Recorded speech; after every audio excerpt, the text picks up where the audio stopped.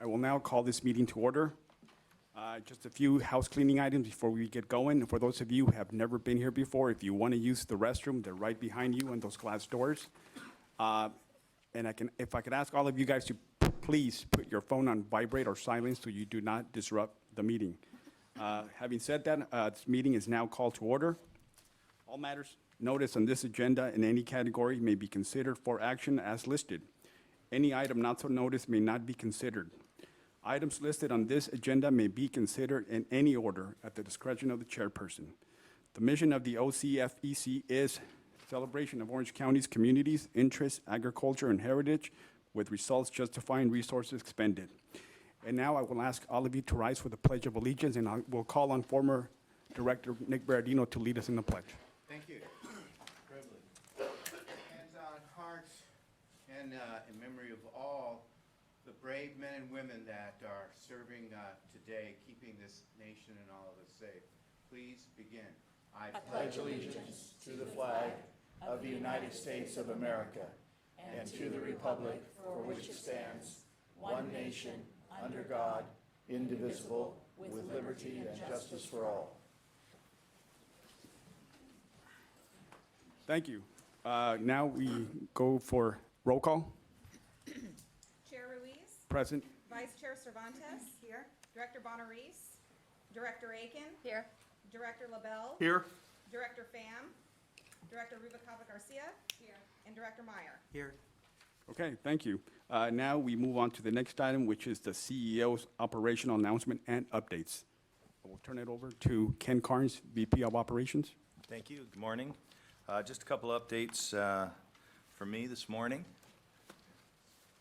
And the slide's coming up. There it is. After the last board meeting on the night of Thursday, September 26th, early Friday morning, September 27th, was an exciting 48 hours as we picked up, loaded, moved, and reset onto its new pedestal in its now new home at Heroes Hall, the A4M Skyhawk. Lots of pictures and videos that we'll be putting together in a compilation to share once complete after the ribbon cutting on November 9th. So mark your calendars again, November 9th. Would like to thank Director Rubalcaba Garcia. On Thursday, September 19th, I attended the OCBC Community Indicator Summit. It was one of the best informative meetings I've ever had the pleasure of attending. There was lots of valuable information gathered and shared. It's a great meeting. And that's it for this month. Thank you. Okay, I do have, Robert? yes, go ahead, Michelle, I'm sorry. For updates, if that's okay. Go ahead, my apologies. All right. Several hundred members of the community, along with staff and docents, joined us on Saturday, October 5th, as we celebrated Centennial Farm's 30th anniversary. There was lots of dancing and eating and farm tours and crafts and birthday cake and plenty of fun. And if you're interested, ask me about the Centennial Farm Foundation's Cow Chip Bingo that they did during the celebration. Tell us about the cow chip bingo. So Cow Chip Bingo is basically a bingo card that is chalked onto the lawn, and people make predictions about where the cow chip might land, and then the cow is let in, and, you know, you can go from there. All right. Glad I asked. It's an agriculture tradition. The couple in the middle photograph, Michael and Leslie, also attended. They were the couple that got married in front of the Millennium Barn during the fair this summer. So they're huge Centennial Farm fans, and we were happy to see them. Do I see Bobby McDonald in the audience? I do. Okay, I'm not going to steal your thunder, but I'll leave this up while I talk. It was a big month at Heroes Hall. About 100 were in attendance on October 5th that evening for our Voices Storytelling Project performance. That week as well, Congressman Harley Ruda was here to host a Military Academy Information Night for high school students and their parents. And then the U.S. Navy celebrated its 244th birthday at Heroes Hall. Some additional information about Heroes Hall. AMVETS, and I should mention, AMVETS is the organization that created all of the bronze plaques that are currently at the Walk of Honor at Heroes Hall. Very, very generous donation. They are, again, generously donating to Heroes Hall Foundation an electronic digital carillon, which the foundation will then gift to Heroes Hall. Paperwork is in the process for that. For those of you that are not familiar, an electronic carillon is an automated system which imitates the sound of bronze bells. And the beautiful sound of the bells will be amplified through the Heroes Hall ground speakers, and we can program it to go off at regular intervals, for example, during the fair, or to play during special events. So Summer has a little...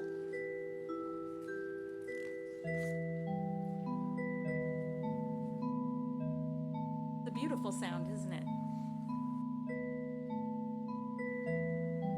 Yes, thank you. So that's on its way. It's part of AMVET's Carillon program that is a truly unique and ongoing living memorial to our nation's deceased veterans. Most AMVET's carillons ring their bells in veteran cemeteries throughout the world, but soon Heroes Hall will have its own carillon as a constant reminder of the sacrifices made by those who gave their lives to preserve our freedom. So we're very much looking forward to having that. Once again, our friends and fans throughout Orange County have named the 2019 OC Fair the best. We were very honored to be recently named the best fair or festival in Orange County by Orange County Register readers, and the LA Times readers just named the 2019 OC Fair the best event in Orange County. So, yay us, right? Nice. Big brothers and big sisters of Orange County, on Tuesday of next week, 11 of our employees will begin serving a 3-year workplace mentoring program with Big Brothers, Big Sisters of Orange County. As the bigs, our employees will meet their littles, who are students from Tustin High School that have been assigned to us, and accompany them through a program to develop workplace skills. So our employees from administration, purchasing, events, sales, communications, exhibits, and guest services are looking forward to sharing their experiences to help their littles gain valuable workplace skills. OC Fair and Event Center has been invited to join the inaugural group of venues in Orange County to be part of the newly formed Orange County Sports Commission. The commission will work on our behalf and in partnership with our sales team to bring sporting events to OC Fair and Event Center. Events like volleyball, gymnastics, and martial arts tournaments are just a few examples of the kinds of events that the Orange County Sports Commission will be working on to bring to OC Fair and Event Center. The cost for our membership in the commission will be presented for the board's approval as part of the 2020 budget. So we'll be talking about that more next month during the budget. Ken Carnes and I attended a welcome reception honoring Dr. Angelica Suarez. She's the new president of Orange Coast College, right across the street from us. Dr. Suarez spoke to the crowd about her support of OCC staff and students, and also thanked those in the community for their support. We were able to talk privately with Dr. Suarez about OCC's skilled trades programs, their culinary program, their student veterans resources, and more, and how their students can enhance our education programs and how our programs can help the students at OCC. So we're looking forward to exploring many more opportunities ahead with Dr. Suarez and her staff. And it's budget time. Staff is hard at work on the 2020 budget. We're going to present the budget a little bit differently this year to give the board and the public a more detailed view. We'll start off with presentations by key budget holders within the organization, followed by a detailed overview of major revenue and expense areas. We'll look at opportunities and challenges, and we'll look to the board to provide more input and guidance for us during that process. And speaking of finances, let me give the monthly update. Our year-to-date revenue, as you can see, is lower than budget by $1.1 million, and that's mainly due to 2 additional PAC-AMP shows that were budgeted for this time last year, but were not booked. This is offset by year-to-date expenses, which are lower than budgeted by $837,000, and staff is continuing to do a good job of holding those expenses through the end of the year. Net proceeds are currently $300,000 below budget, but that's expected to normalize in the fourth quarter as revenue is realized from our strong year-end events program. Cash on hand is very healthy, as you can see, with total cash and cash equivalents of $62 million, and that's a 12% year-over-year increase. Okay? I'm going to go through our upcoming events very quickly because I know we've got a packed schedule. Jurassic Quest is up first, the first weekend of November, Friday through Sunday, November 1st through the 3rd. We're holding a Centennial Farm class of holiday craft making on Saturday, November 2nd. Sugar Plum is back Thursday through Saturday, November 7th through 9th. Flying Ms. Daisy is back again Friday through Saturday, November 8th and 9th. We're welcoming back Repticon Saturday and Sunday, November 10th. Another great Centennial Farm class, Pruning Fruit Trees, on Saturday, November 9th. That same day, our Salute to Veterans free community celebration, Saturday, November 9th. Back at Centennial Farm again on Saturday the 23rd is Kombucha 101. If you want to know about kombucha, you can go to that class. The last Crossroads of the West gun show of the year will be Saturday, November 30th and Sunday, December 1st. Centennial Farm again is hosting a floral design class on Saturday, November 30th.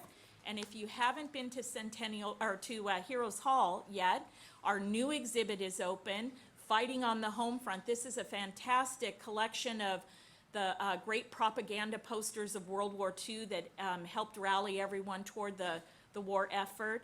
So if you haven't seen it, please go by. It's here through May 3rd. And don't forget to visit Centennial Farm, absolutely free to the public, as well as Heroes Hall. And as mentioned last month, Orange County Marketplace will be celebrating its 50th anniversary this coming weekend with plenty of community entertainment, a classic car display, raffles, food, fun, and more. They're also featuring, as part of Thrill the World, a worldwide dance event with zombies dancing to Michael Jackson, just in time for Halloween. And then our farmers market every Thursday from 9 to 1. So that concludes our report. Great, thank you so much for that. Now we are going to move on to the next item, which is, I do have one speaker. And I will call on Reggie Mundekis.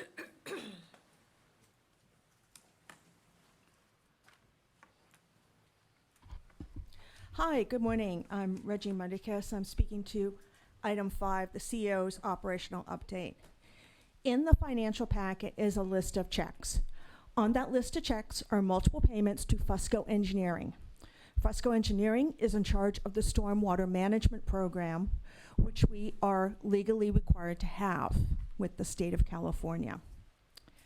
Staff have submitted plans for changes to the stormwater management system, including a construction project involving the desilting basin and a construction project to change the drainage at the campground. They have submitted these to the state, and the board has not seen these projects for what is proposed. This board is here to exercise oversight over what staff does. And when staff goes ahead and leaves the board out of seeing what's being submitted to the state and just submits it to the state, the board can't do their job. So I'm requesting the board agendize for the next meeting or December for a vote, a review and possible approval of the revised plans for the desilting basin and the campground drainage project and any other projects regarding stormwater and drainage that staff are working on. It's important that the board and the public and users of the property see what staff is planning on doing, because there may be impacts on users that need changes to the projects. And we're not also, there may be impacts that the city needs to be looped in on some of these changes. So please bring those items forward at a future board meeting so we can see what staff is doing and discuss and decide if we want to do that or if there's something else we want to do. Thank you. Thank you. Okay, since there are no more speakers under that Excuse me, I item, put a card for after number 5. we're going to get to that. Matters of public comment is next. Okay, next item is matters of public comment. Public comment is allowed on issues not on the current agenda.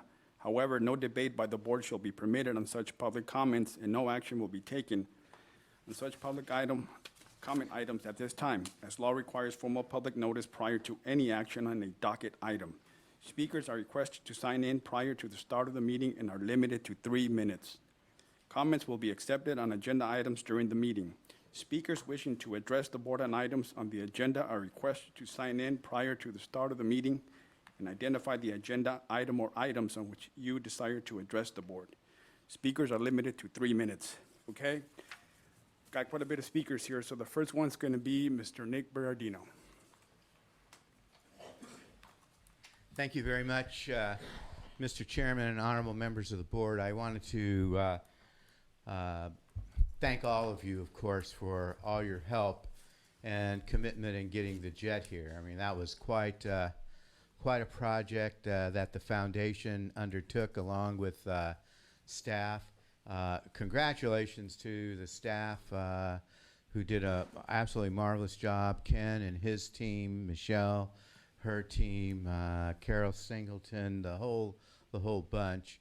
It was quite a moving event, and you know, we were very fortunate to get this jet. We had 2 corporations that were going to try to snatch it from the Hall of Administration, and when I found that out, I called Frank Kim, the CEO, and told him in no uncertain terms that we wanted that jet. He later played my message on the Thursday night we moved it, and it is just so just beautiful to see it, and great work for everybody involved. I want to call out Doug LaBelle, Director LaBelle, who, you know, he was just, you know, tremendous on this. He made such a yeoman's effort in coordinating it and running some interference and doing the kinds of things, meeting with me during my negotiations with the county for the $206,000. And, you know, when we hit a couple of rocky places, it was great that Doug was able to calm me down and say, no, you need to, you know, keep in mind the $206,000. But we were very lucky. So many thanks to you, Doug, and that stands as a great legacy project. The foundation, as you can see, has been extremely busy. This is a very active foundation. It is not one that just sits around. I mean, in some cases, I think probably Michelle and her team may think we get too active. So, you know, but we have so many enthusiastic people. I also want to congratulate Director Aiken, who's being honored by veterans on Saturday night. Congratulations to you and your dad. I will be there and, you know, throw stuff. And thank you to this entire board. I've asked Bobby McDonald, who will speak later, about our upcoming veterans event. That will be on November 9th. I won't be there. I'll miss the first one because it's my 30th wedding anniversary, and my wife decided that she would book a cruise, but maybe on Saturday night, Ashley, you can talk her into canceling the cruise. I've tried to get Michelle to do it. She hasn't. I can't get anybody to. Thank you all very much, and congratulations to all of you for all the great things you're doing. Thank you. Thank you. Okay, I will now call on the next speaker, Reggie Mundekis, followed by Mr. Vincent Paulmeyer.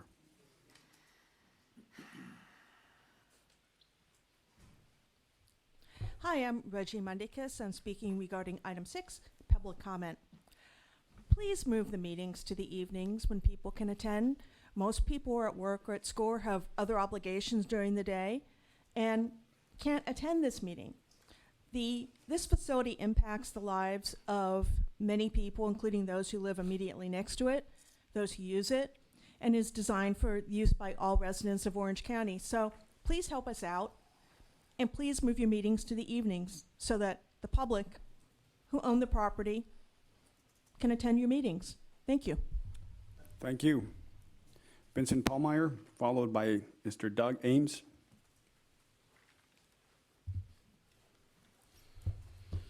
Good morning. I want to address two things. First off, the CEO, or former CEO, because I'm not sure which she is, has been much in the news of late. And I note that there was an emergency board meeting on Monday, and then there's this board meeting here today, and the CEO has not been in attendance at either board meeting.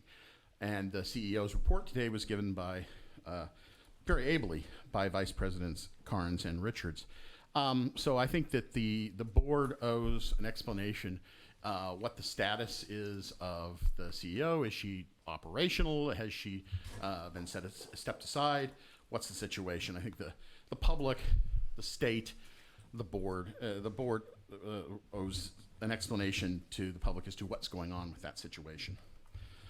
I also encourage the board to step in and exercise its oversight authority on another matter. 10 months ago, CEO Kramer took a job action against the CFO of this agency. And in 10 months has been trying to put together a case against him. And in 10 months has apparently failed to do so because there's been no action. So I encourage this board, if they can't make a case in 10 months, they can't make a case. And I know Mr. Ames, the CFO's counsel, is going to speak in a little bit, but I just want to, with apologies for stealing any thunder he may have, it's time to put this behind us. This has drug on way too long. We've spent hundreds of thousands of dollars in this investigation, including $40,000 in an illegal contract with a law firm, Burke, Williams, and Sorensen, LLP, which was put on the consent calendar in April for $40,000. It was buried under the title of investigative services, and the reports have been going to you, Chair Ruiz.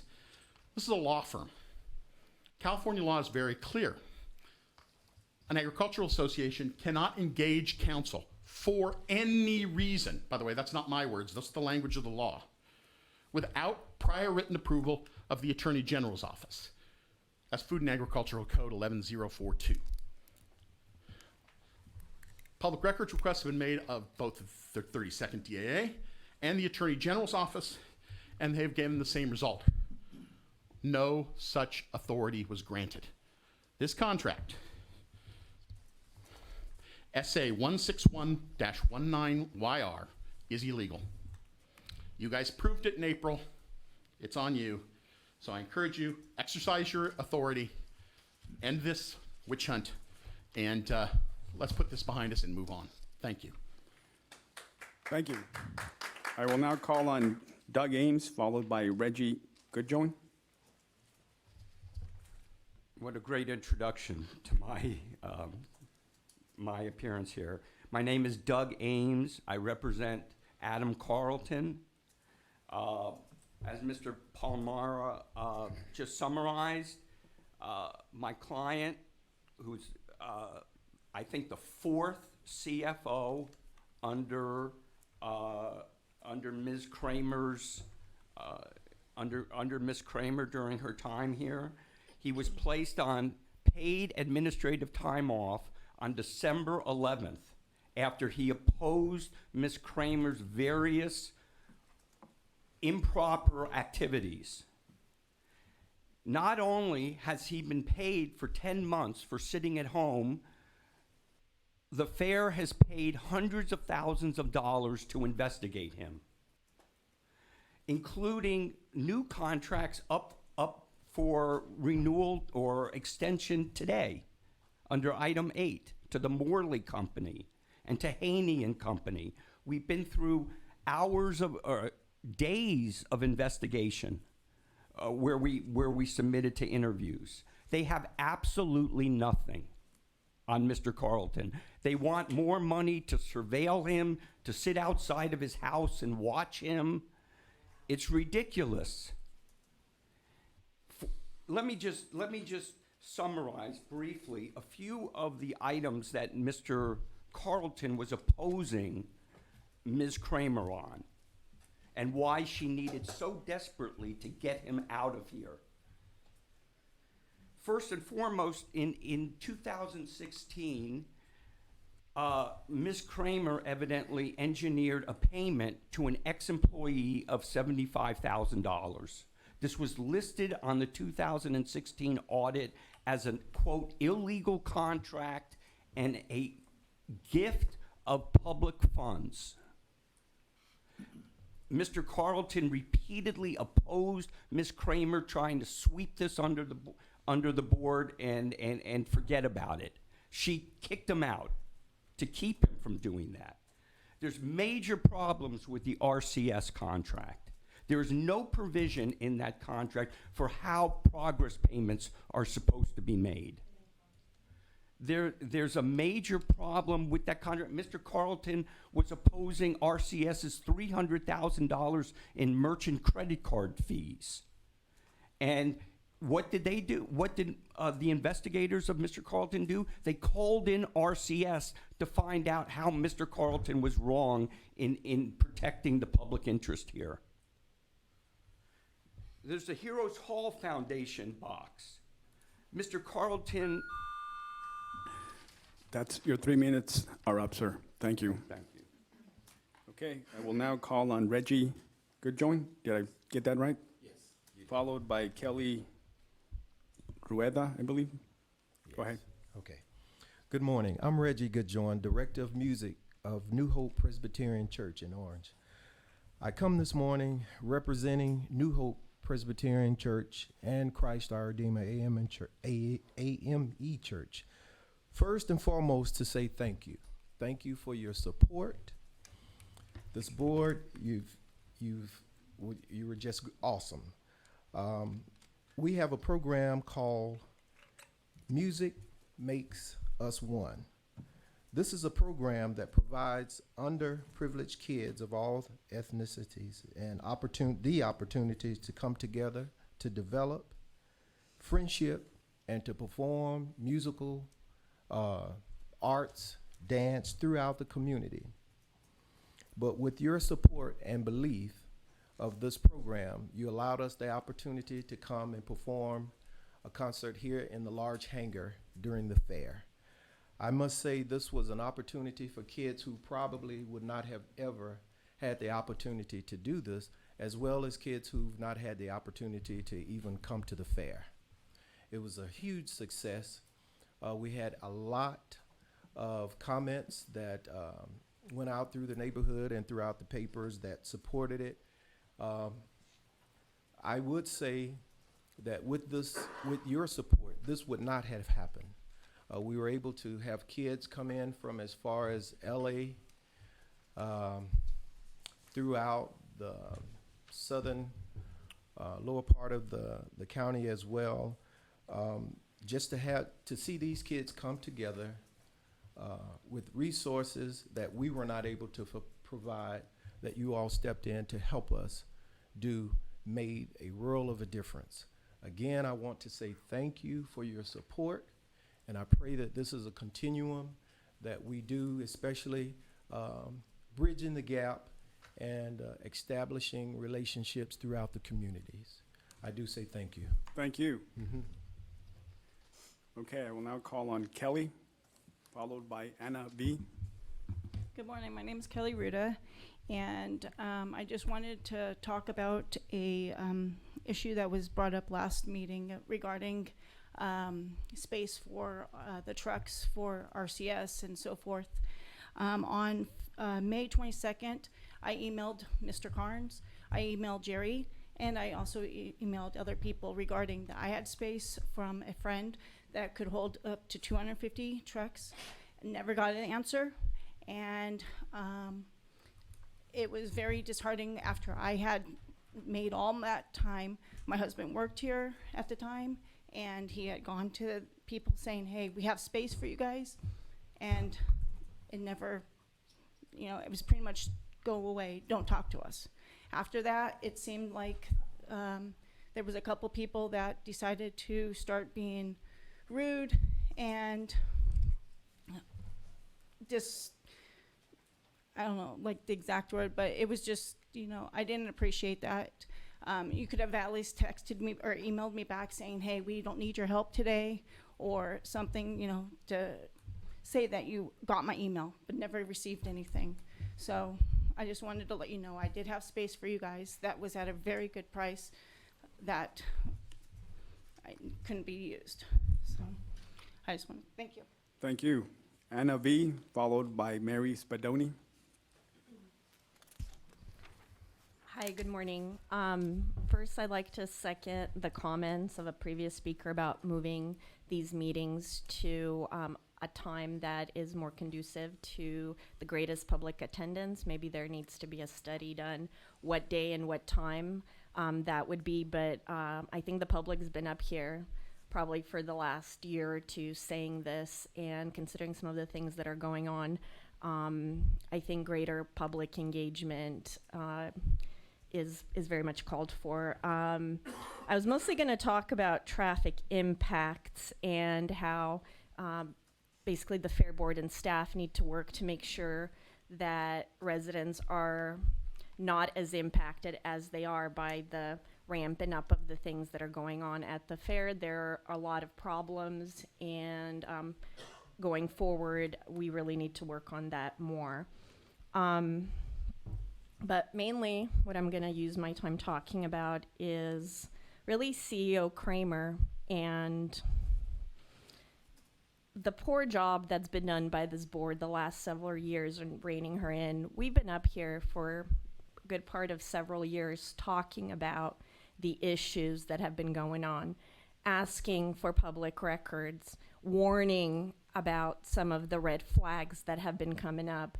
And this has been allowed to happen. I know several times I've asked, what will it take for y'all to see what's going on?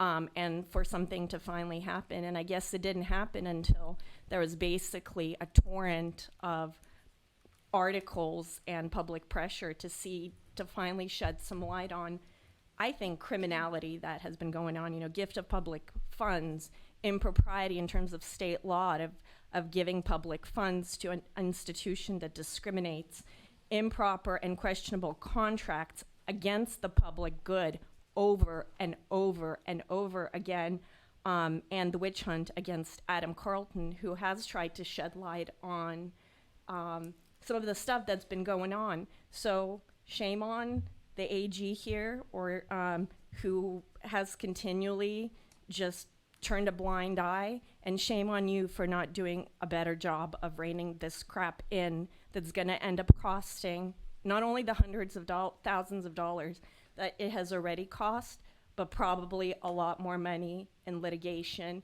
and other fallout that's going to follow. Thank you. Thank you. Mary Spadoni, followed by Bobby McDonald. Good morning. I was going to speak on another topic. However, after hearing some of the comments regarding the employee that is on administrative leave, I'm outraged, and I'm outraged that the board isn't outraged, that this has gone on for almost a year come December, that the allegations can't be proven. I want to tell you, I was a police officer and a DA investigator for 25 years. I could have done 10 homicides in the time that you're doing this administrative witch hunt. And not only is it costing us money, but I'm assuming that his job is being taken over by some other employee that's also getting an undue work bump load. So if there is something, and it appears there is not, why are you torturing this man and his family? This is stressful. You know what's going on. To hire investigators to do these things on our money, on the taxpayers' money, I don't want my money spent like that. I don't want your $55 million reserves to be used for some slush fund for a vendetta against your employees. And don't put my name on any of this or any of the residents on this, because it is outrageous. I'm sure you all read the Kern County Fair article. about what they were doing with some of their monies and how it wasn't being spent wisely, and how their council was trying to rein in public comments, and how the meeting became so angst-ridden that the board member had to call that particular meeting off. Those things shouldn't happen if you've got your eyes open and you're watching out for the community and the money. This is a jewel of Orange County. This is a jewel of the state of California, and you do have a responsibility. And you have a responsibility to the employees. And as someone said before me, you know the amount of money this has cost, not only in the investigative fees, but what it's going to wind up costing in litigation. And I wouldn't blame the employee for going on. To keeping his family in that type of turmoil for almost a year, I find that egregious. And I have to put the blame on, well, Kathy Kramer's not here, so I have to put the blame on the board, who's supposed to be the overseer. You're not there just to, meet once a month and just okay whatever this CEO does. And if the CFO, in this case that's on leave, was trying to protect the fair, then you should try to protect him. Thank you. Thank you.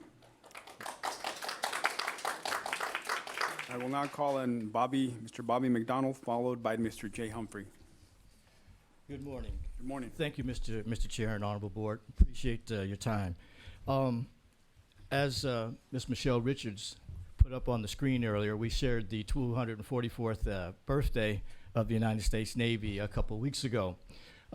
By my cohort, Steve Spriggs, who's on the board with us, we got together this year and tried to make sure that Michelle got some extra gray hair. And we worked on trying to do all of the birthdays from each one of the different branches of the service. We thought that this would bring more people in and at least start the process of doing this over and over. Can't thank you enough for what you've done for Heroes Hall, and part of our board is to make sure that we keep improving on it, keep ameliorating it, and make it go on. As you can see now, this is one of the United States birthday welcomes that we did. We managed to have, very fortunate to have a Naval Academy graduate that happens to be the City Council, Andrea Marr. We had her as our Mistress of Ceremonies.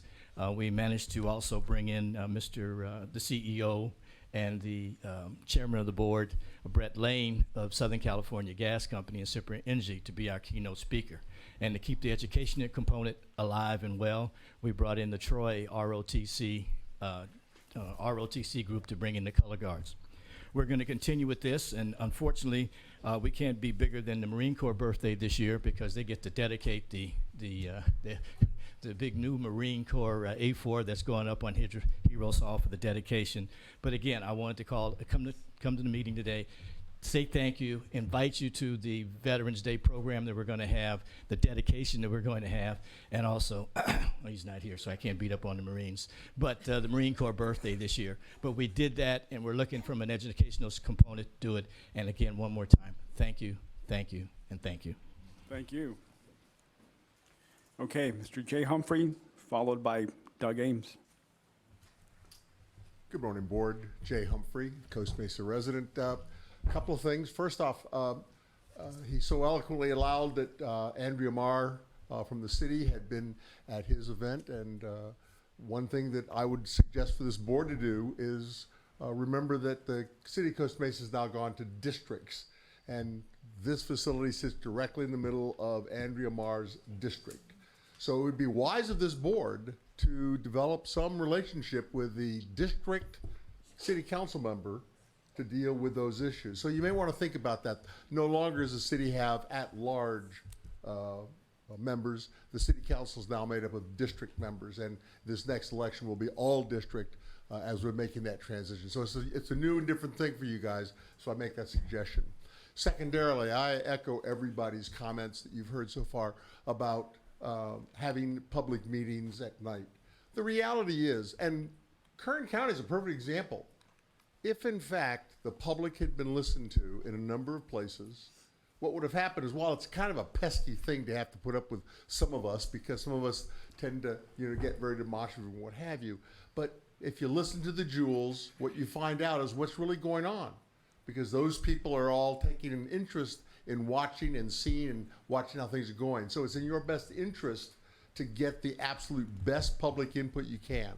And let's face it, we know that at 9 o'clock in the morning, the vast majority of people who might participate at night cannot participate because they have day jobs, they take care of their families and what have you.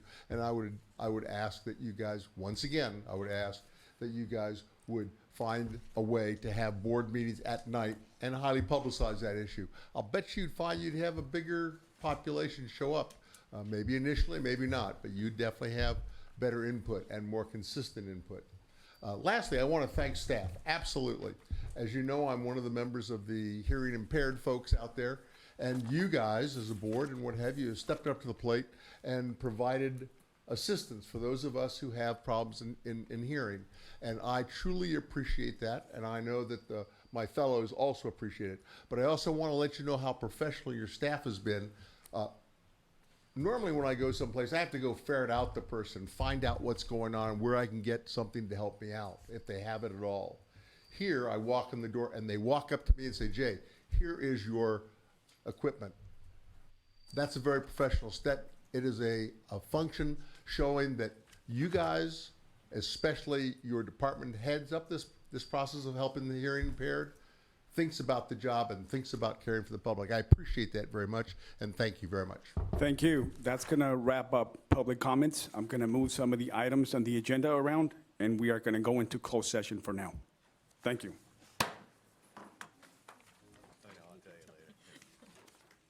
Good morning again. I will now call this meeting back in session. And we move on to the next item on the agenda, which is the minutes. If all the... No, there's nothing, my apologies. There is nothing to report on the closed session. Thank you. I so move minutes. Second. There's a motion and a second for the approval of the minutes. Roll call vote. Chair Ruiz? Yes. Vice Chair Cervantes? Yes. Director Aiken? Yes. Director LaBelle? Yes. Director Rubalcaba Garcia? Yes. Director Meyer? Yes. Great, thank you.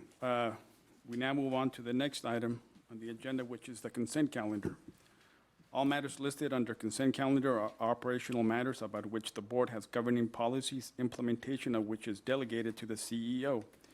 They will be enacted in one motion. There will be no discussion of these items prior to the time of the Board of Directors votes on the motion. Unless members of the board, staff, or public request specific items to be discussed separately and/or removed from this section, any member of the public who wishes to discuss consent calendar items should notify the chair of the board at the time requested and be recognized by invitation of the chair to address the board.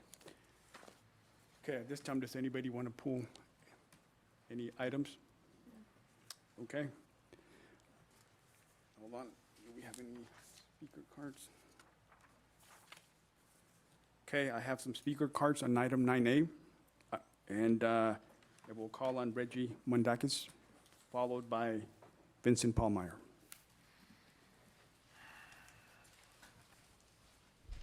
Hi, I'm Reggie Mundakis. I'm speaking to several items on the consent calendar contracts. There are two contracts, one with Morley and one with Haney, where the board is being requested to add more money to these contracts.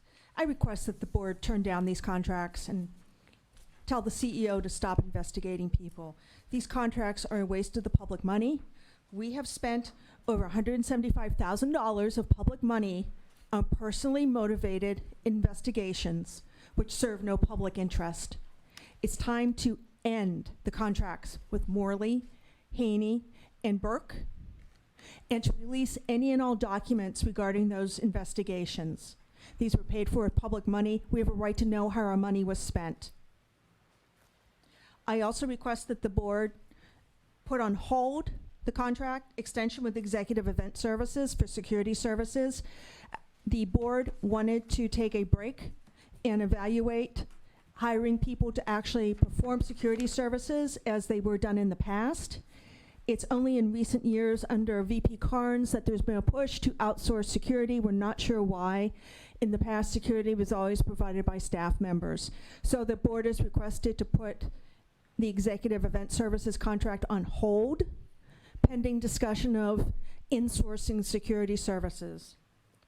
The board is also questioned about why we're approving an increase and change in scope of work with the IMW agency. No direction was, it's not clear what the direction was given regarding increasing that contract by 20%. So the board is requested to put that contract on hold until the board formally approves and discusses having an increase in the contract and a change in the scope of work. Thank you. Thank you. Vincent Paulmeyer, followed by Doug Ames.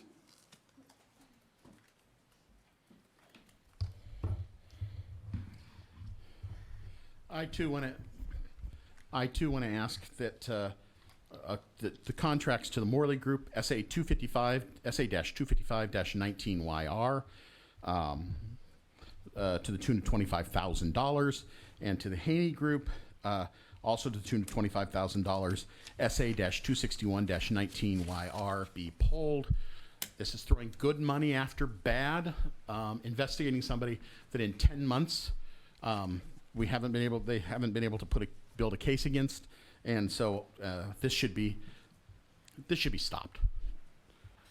I also think, again, like the prior speaker, contract SA-163-18YR, a $19,000 increment to the IMW contract for the branding exercise, supposedly for a change in scope.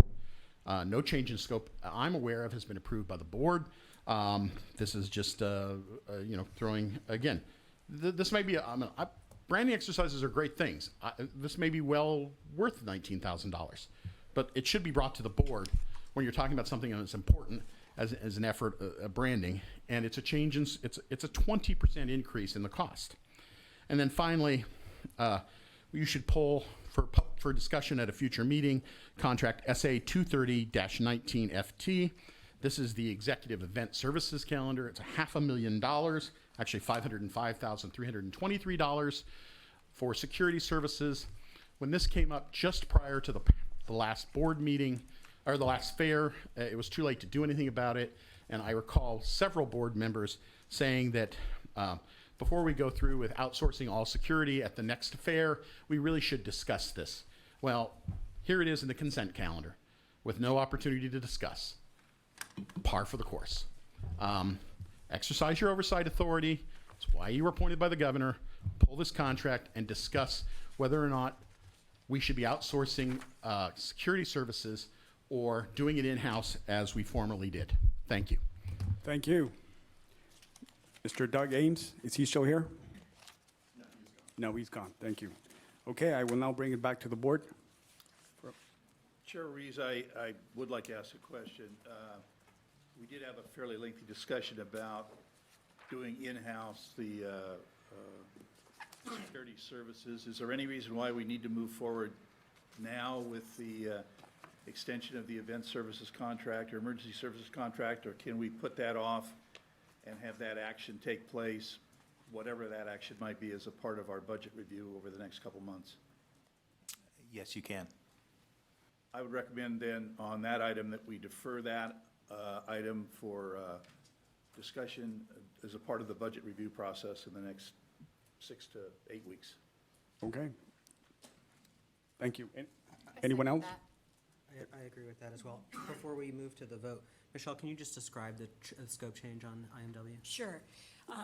In communicating with the committee, the branding committee, Directors Meyer and Aitken, we determined that what was critical for this process is public review of the creative that is being developed by IMW. So rather than just a review by staff and the board, that we would conduct focus groups of random public groups to test some of the creative that's being developed. So the scope was expanded to include that cost. Thank you. Okay, there's a motion on the floor. This is the motion to table the Yes, executive. correct. Second. There's a motion and a second. Roll call a vote. Chair Ruiz? Yes. Vice Chair Cervantes? Yes. Director Aiken? Yes. Director LaBelle? Yes. Director Rubicava Garcia? Yes. And Director Meyer. Yes. Okay, now do I entertain a motion to approve the rest of the consent calendar? So move. There's a motion and a second. Roll call a vote. Chair Ruiz? Yes. Vice Chair Cervantes? Yes. Director Aiken? Yes. Director LaBelle? Yes. Director Rubicava Garcia? Yes. And Director Meyer. Yes. Thank you. That wraps up the consent calendar. We now move on to the governance process item 9A. To ensure compliance with the Bagley-Keene Act, committee reports are only for the purpose of the committee chair. Ad hoc committee members or liaisons to provide verbal update. Should the board want to discuss any committee work item not already in the agenda, those we need to be agendized for future board meetings. Okay, I do have quite a few speakers on this, so I'm going to call them up now. And the first speaker is Reggie Wendakis. Chair? Yes. Would it maybe make more sense, because I know a lot of the issues that have been brought up in public comment are going to be addressed by our committee reports? Would it maybe make more sense for us to give our individual committee reports first and then have public Sure, comment? absolutely. Okay, no problem. We can do that. Okay, perfect. We will go with the first one, which is the Heroes Hall Veterans Foundation. Director LaBelle or Vice Chair Cervantes, is there a report? I think Bobby McDonald and Nick Berardino pretty well covered it earlier, the Navy birthday. The board has not met recently. We will be meeting again later this month, or later next month, I should say, after President Berardino gets back from his cruise. And the general fundraising efforts are continuing with regard to what the foundation is doing. Michelle, I think, covered very well the item about the bell system. We as a foundation and as a board, we certainly want to thank AMVETS for their donation. It's about a $13,000 donation, and want to make sure when we do the final paperwork on this, we make sure they get notified and honored as it may be. And that would conclude my comments unless Sandra has something else. No, it's good. Okay, thank you. We now move on to the next one, is the Centennial Farm Foundation. Vice Chair Cervantes, do you have? I think that also Michelle covered that very well. And Michelle, is there anything to report? Just cow chip bingo. Okay. Thank you. Okay, the next one would be the Financial Monitoring Committee. Director Pham isn't here, so unless, Michelle, you have? We can give just a very brief overview. Ken and I met with Director Pham and members of the finance and accounting staff, and this is not a meeting that Ken and I have attended in the past, so it was very informative, very productive meeting. We reviewed our performance against budget, and we're able to identify some key areas for improvement that will, build into the 2020 budget. And then we also previewed Director Pham on how we'd like to move forward with presenting the budget to the board next month during the study session, and then the November board meeting as well. Great, thank you. Question of Michelle. Michelle, Sure. has a date been set for the evening meeting on the budget? It has, on the 14th of November. Okay, so the 14th of November will be a meeting in this room Correct. in the evening to go through all aspects of the budget. Yes. 6 Perfect. o'clock, I think. Is it 6 or 6:30? 6:30. 6:30? Great, Michelle? thank you. Okay, we now move on to the next one, the Legislative Monitoring Committee. Director Aiken, do you have anything to report on that? Just briefly, as the board may be aware, the legislature is adjourned for 2019, so it's going to be a slow committee reports from now going forward until they go back into session in 2020. We decided as a board, just as a reminder, because of the myriad complications with the 50-50 raffle and trying to partner with WFA to try to get that moving forward, there were more obstacles than it seemed like we were going to be able to, more obstacles in our way, and success was not ensured. So we have stepped back from that, and we did not submit that language. Going forward, I'm going to reserve until item C, some upcoming notifications that have to do with gun shows on state property. So I'm going to just wrap that small report up with item C. And would just like to ask the board, as well as members of the public, if there are ideas for legislation, things that we would like to have our lobbyists work with, please let me know. And we are going to be moving forward with that when the legislature starts up again in 2020. Great, thank you. I don't have anything to report. You pretty much covered it, and I thank you for that. Okay, the next one is the Tenant Liaison Committee. Vice Chair Cervantes, do you have anything to report on that? Ken, do you have a report for that? No, I don't have anything to report. Okay, we move on to the next one. The Board of Directors Governing Policy Manual Review Ad Hoc Committee. Director Myers or Director Bonaris, who is in here, do you have anything to report? Just that our work is underway. It's a very heavy lift, this project. We appreciated the feedback from the board and the members of the public on the sketch out of our work plan that we discussed last month. We've been going through that with the consultants from Los Adams. We've been working on a table of contents for the policy that covers the topics that are going to be addressed. And we've discussed with them prioritizing as our top priority policy to get to our code of ethics and core institutional values. And I think that's where we're going to begin our work. And we will be moving our way down the long list of policies that we need to overhaul and get to. But that's my report. Great, thank you. Thank you for that report. Okay, the next one is the Safety and Security Committee. Vice Chair Cervantes. Ken, do you have anything to report on that? We're good? Your will, whatever you'd like Please, to if you share. have something, if you could share, that'd be great. Thank you. Per the communication sent to the committee, we sent our security supervisor to attend the OC Corporate Security Symposium put on by Homeland Security. And also staff is starting the process of updating our current property emergency use agreements for 2020, and sent to the committee was a 2-page summary of the current contracts and LOUs, but we'll work towards continuing that update. And then there's been some very preliminary discussions that have been had with the City of Costa Mesa and also Newport Police on their needs. Thank you. Okay, we now move on to the Building and Maintenance Committee. Director Aiken, or Vice Chair Yes. Cervantes? Thank you. We have been extremely busy as a committee and have had several meetings, starting with the sending out of the RFP, receiving back qualified bidders. At the last meeting, just to remind the board, we did select someone to help us with an infrastructure committee report. And so this month, we've been working with CCA, which is our governing authority, is going to be the project manager for this project. We had a really nice meeting with Vice President Carnes and Jerry about what the project and the board, what we think the timeline is going to hopefully be in order to get this project-wide, property-wide infrastructure report done. And we're going to obviously try to do that in as timely manner as we can. But that's only one of the things that we have been working on. We also have ongoing responsibilities with our stormwater management, and Fusco Engineering is going to have their report.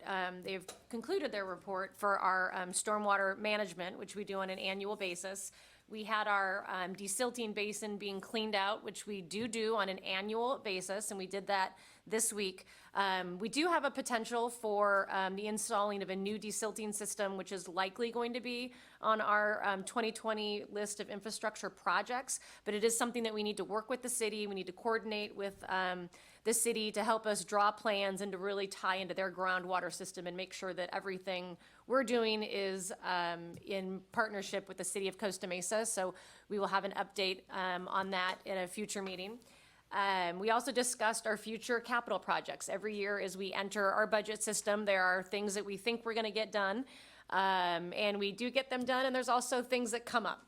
So we just discussed about what contingency funds we had to use, what capital projects that we are going to be moving to the 2020 list because we didn't have a chance to get them done this year, and what our approach is going to be for the 2020 budget. We obviously have a signage project that we are going to be working to beautify and to really help wayfinding around our project. And I'm going to be turning over to VP Carnes for a short summary of the Planning Commission meeting. It was a very positive meeting. We got good feedback. And so if you could just kind of give us a small summation of kind of the Planning Commission and where we are with our signage. Happy to. So before that, a couple of things hot off the press. Just got this LOU back from CCA signed, so we just got that while we were on a break. There's going to be, it's an agendized item, but for the signage, so I can happily wrap that up into the agendized item that's coming up. Oh, that would be for yes, thank you. But to that, we had that full discussion with not only the Building and Grounds Committee, because it affected our parking, storage, and traffic, we also updated that committee on those initiatives. Great, thank you. Okay, we now move on to the Audit Ad Hoc Committee. Director Rubalcaba Garcia, or Committee Chair, Director Myers, do you have anything? So on the audit, we will be approving the letter in a later item on the agenda, but I just wanted to report on the progress that we've been making on the audits moving forward. So the 2017 audit is very close to being complete as soon as we get this letter out, which we did share with the public as well as the board members at the last meeting. We added it to this agenda so it would be an action item and the board can vote and approve and we can hear public comment on it. We have spoken with our auditor, and the 2018 audit will be able to come to the board for review as soon as we close this out. We'll get a management report. Director Meyer and myself will turn that around as quickly as we possibly can to make sure that we can present it to the board and to the public at large.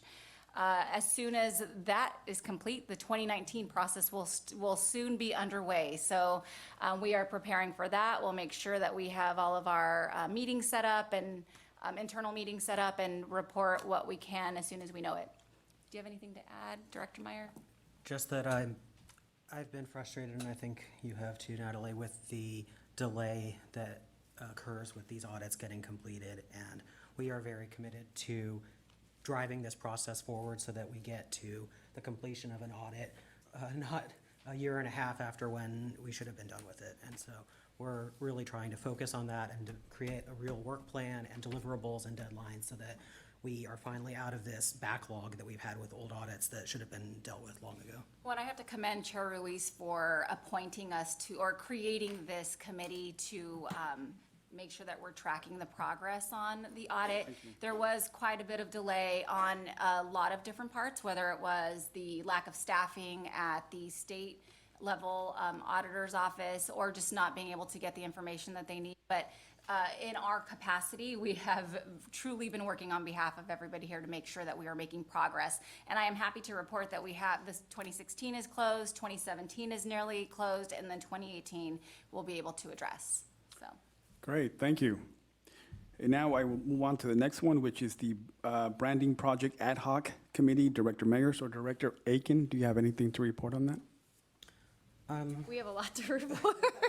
I'll let you go first, Ashley. Yeah, no, I think that, so another committee that has been extremely robust in meeting, really looking at what we have done up to this point and what is the vision that we have going forward. I know that VP Richards has put together a really nice timeline of what our creative concepts were and what are the recommendations going forward. So would you like to address that briefly and we can jump in if... Sure, so we can talk about next steps. On Tuesday, our in-house creative team and I met with IMW at their offices to preview the initial creative concepts.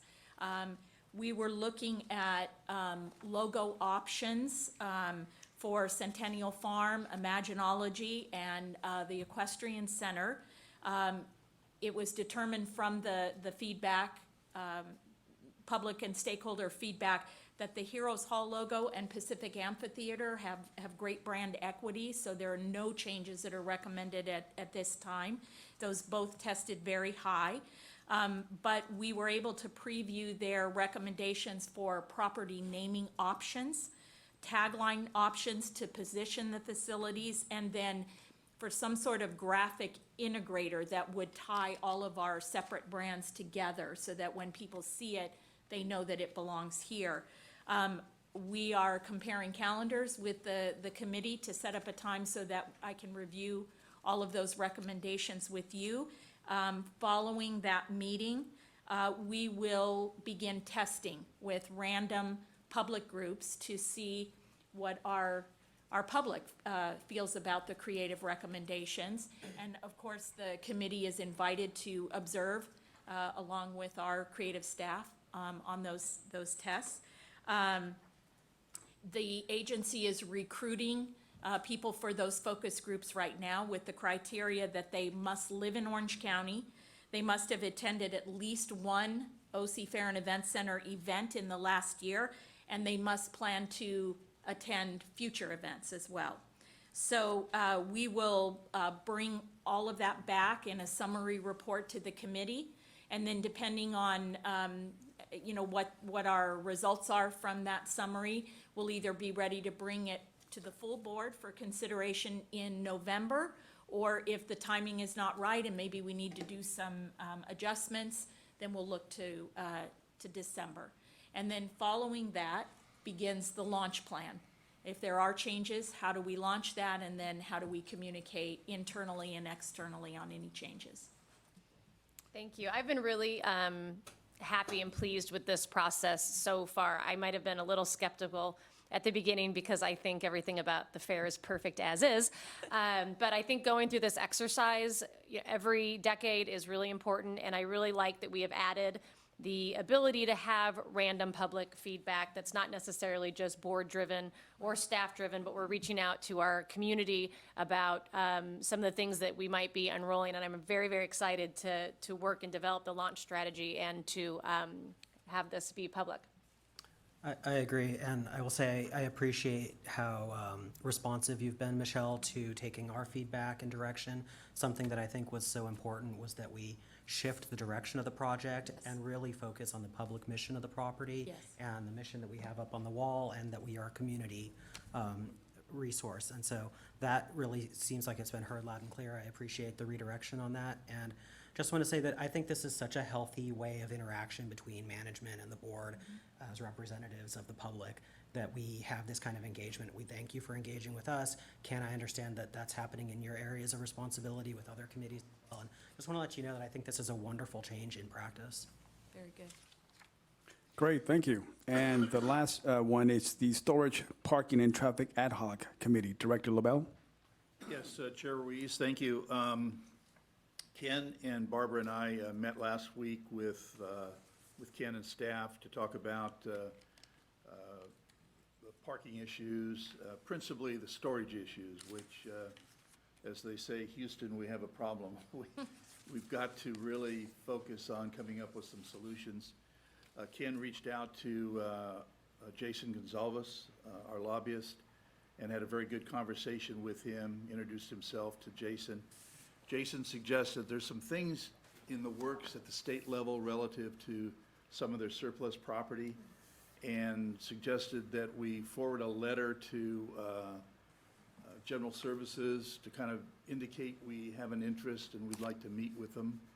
A couple properties particularly are the National Guard Armory and the Fairview Center over there. There may be some others. So we have prepared this draft letter. Ken has, and Barbara and I have some copies for the audience. Barbara and I have reviewed it and provided our input. It commits the board to nothing. It's just to kind of get the process going. There is some time sensitivity in letting the state know that we want to engage in some dialogue with them. We cite Barbara and I as the committee, and we've copied the board on this. Ken, you want to add some more detail to that? Thanks, Doug. No, I think it was an excellent kickoff meeting. Doug was voted as the chair of that committee, so that happens. So we have that. Identified it as the number one issue for us to address. I think that came out a lot during our discussions, and we'll try to leave no stone unturned. And this is just one piece of the puzzle. There's no singular solution out there, and Timing was good when we talked with Gonzalez as it relates to what's happening in Sacramento. So we'll, at the behest of the committee, we will get this letter to them. They'll be our liaison through to DGS, and we'll see where that takes us with a future meeting, and continue to report back if anything or any opportunities present themselves. I think what's important there is, as I've indicated previously to the board, and I know Ashley's had some interaction with Gonzalez, they're a highly professional firm, they're very responsive. They'll save us a lot of time by knowing who to go to and who to talk to on this issue, and that's been my past experience, whether it's acquiring property from State Fish and Game or dealing with corrections issues with the Chino prison, all kinds of things. And they have the ability to identify who you need to talk to and make it very productive when you meet with them. They get you through these meetings. No guarantees you'll get anything at the end of the day, but it's a very effective way to try to address this. And I think there are some real opportunities on some of these properties to try to enter into a partnership with the other state agencies to make this happen. So anyway, that concludes my comments. Great, thank you. You know what, Ken, can you remind us how many parking spaces we're going to lose once the college is done with their master plan? Actually, so right now, we're in a crunch because of the amount of work happening at OCC. But when they're all said and done, they'll actually have more spots when they are done. What we don't think we'll ever get back is we know we won't ever get back, is the open storage for that some of our carnival operations went. But for staff and or customer parking, when they're done their master site plan, they're going to have more spots. Nice, that's good to hear. Okay, that's going to be it for the reports. I'm now going to call on the public speakers on these reports, and the first one is Reggie Mendakis.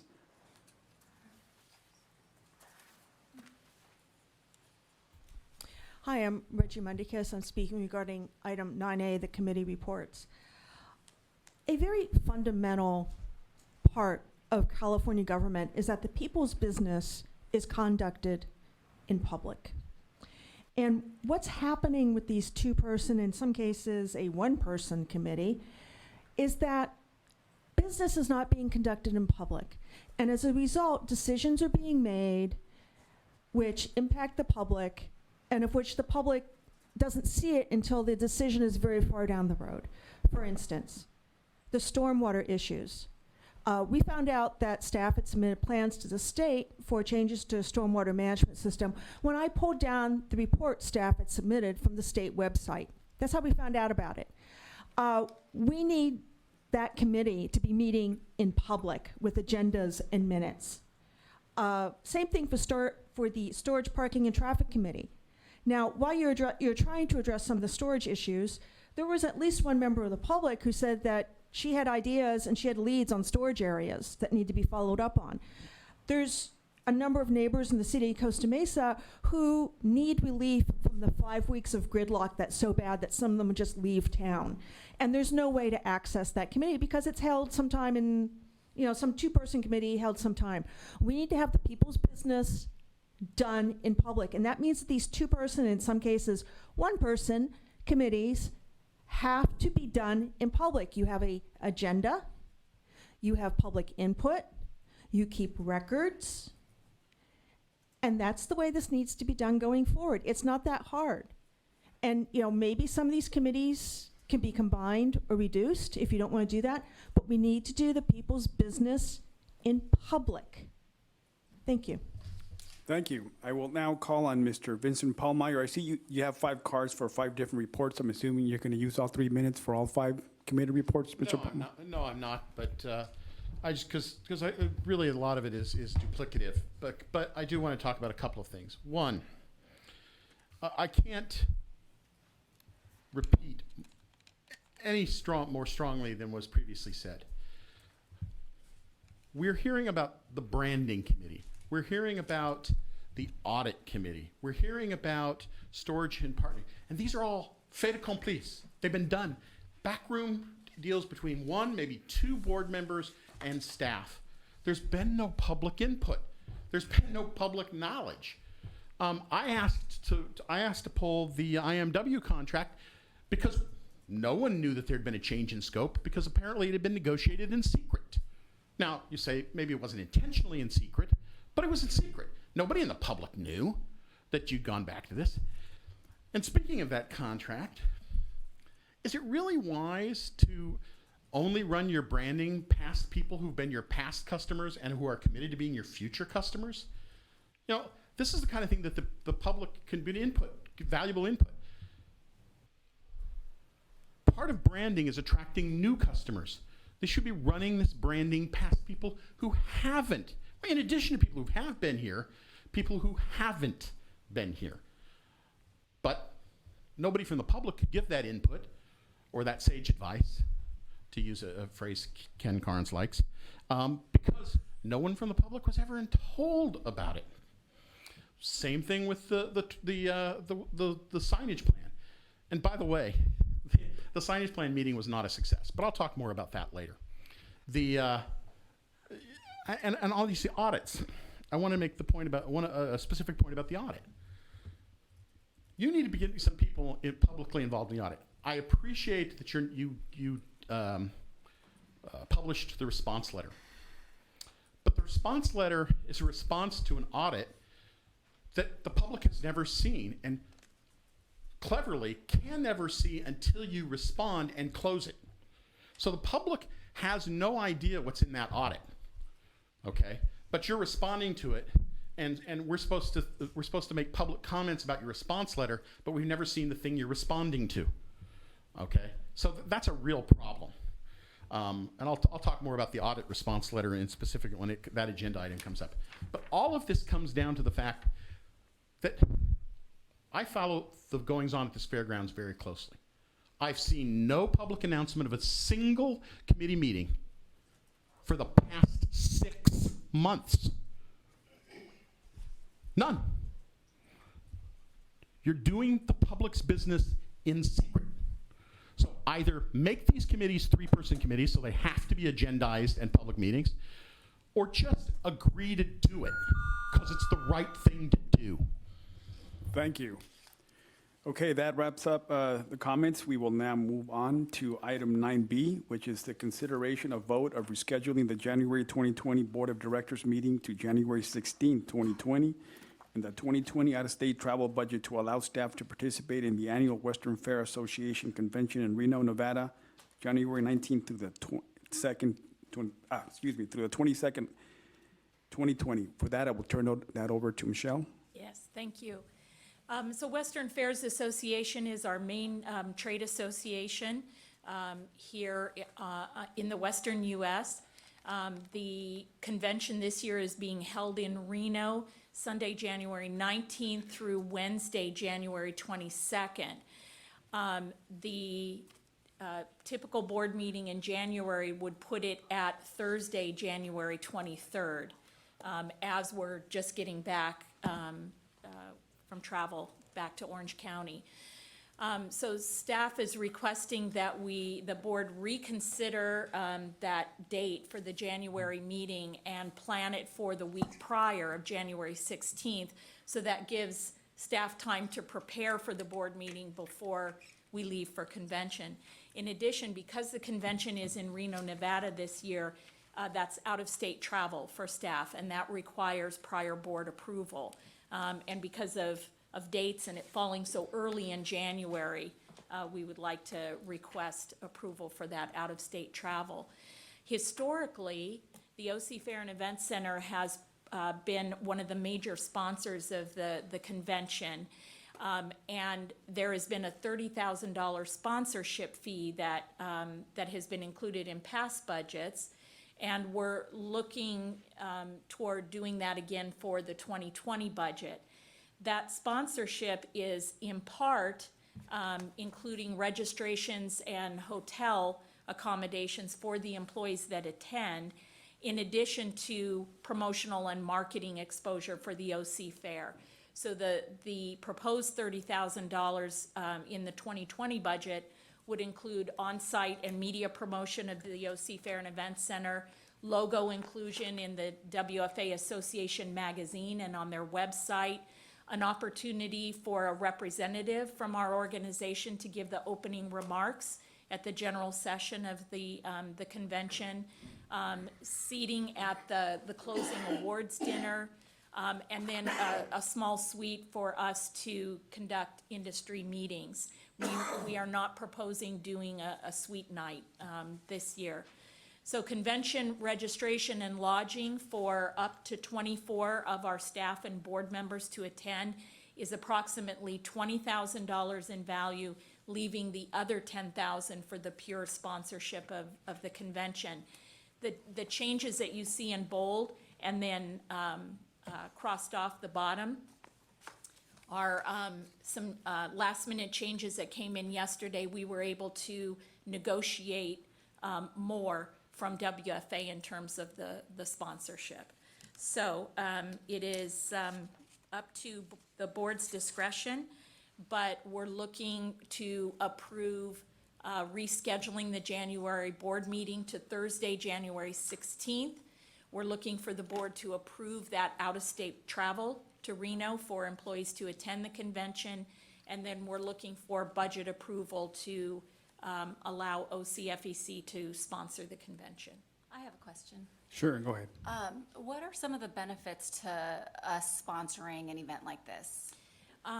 Well, it provides support to our trade association. It gives us, much exposure within our industry as a leading fair. And as you know, we're the second largest in California, so that puts us in that top grade.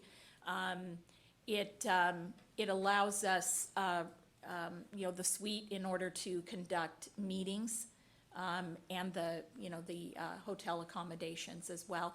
And then there's exposure in the industry magazine throughout the year as well. And who are the meetings with? Are those with vendors?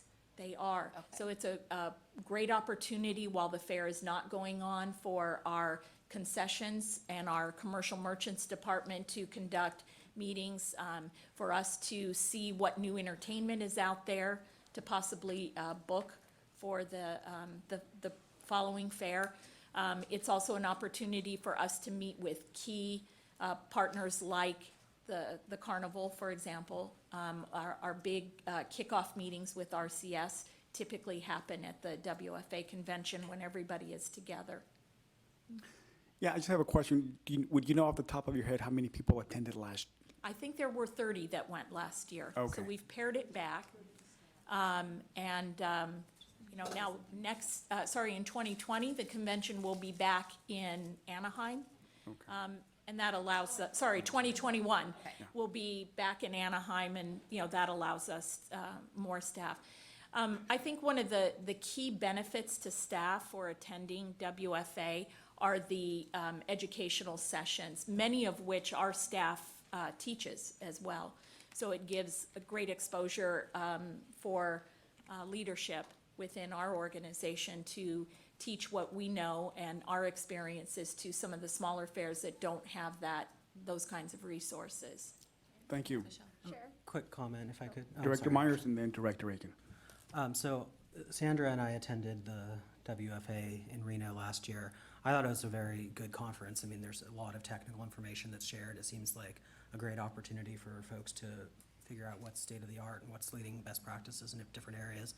One thing I would ask is that if we're going to approve the sponsorship, that whichever board members may choose to attend this year be involved a little bit more in the ongoing activities for a couple of reasons. First, I think it's great education for us, even if it's areas that are beyond our responsibility, just for us to understand the business better. Yes. But it's also a great opportunity for us to spend time. That's a chunk of time that we get with you and you get with us, whomever is there, to build relationships and get to know each other better.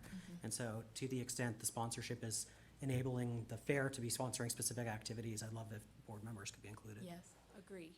Great, thank you. Director Aiken? Yeah, I was just gonna, it's kind of similar to what Director Meyer said, is I've been to the international convention when it was in Las Vegas, And I was really blown away by the amount of educational opportunities that are available, both to staff and to me as a director, learning what works and what doesn't work for different fairgrounds. Just the security programming alone, how to make fairs safer, crowd and wayfinding inside fairgrounds. It's a really, really important time for all of the industry to get together. And I think as one of the larger fairs, members of Western Fairs Association, I think it is wonderful that we are good stewards as part of the fair family for our staff that has extreme success, that has one of the larger fairs, that just has industry knowledge that a lot of our smaller fairs do not have. I think it's really a responsibility and a duty for us to share what we've learned, whether it's things we've done absolutely wonderfully and then things that we wish we could have done better, and to make sure that we share with other fairs what we've done well and maybe what we could have done better so that they don't make the same mistakes or they can have the same success that we've had. Great, thank you. Any more questions or comments from the board before I go to the public? Just one, Chair Ruiz. Speaking from past experiences and things I used to do, it's a great opportunity when you go to the League of California Cities or the National League of Cities or whatever, to network, to talk to your colleague from another area. And I found that the exchange of information among just informal conversations with other fair people or other city people, as the case would be, is as valuable as the seminars themselves, because you can engage in a dialogue and exchange a lot of information that I think is very beneficial, and I would fully support this. Okay, great, thank you. I'm now going to go to the public speakers. I have two speakers who want to speak on this item, and I will call on the first one, Reggie Mendekis, followed by Vincent Pallmeyer.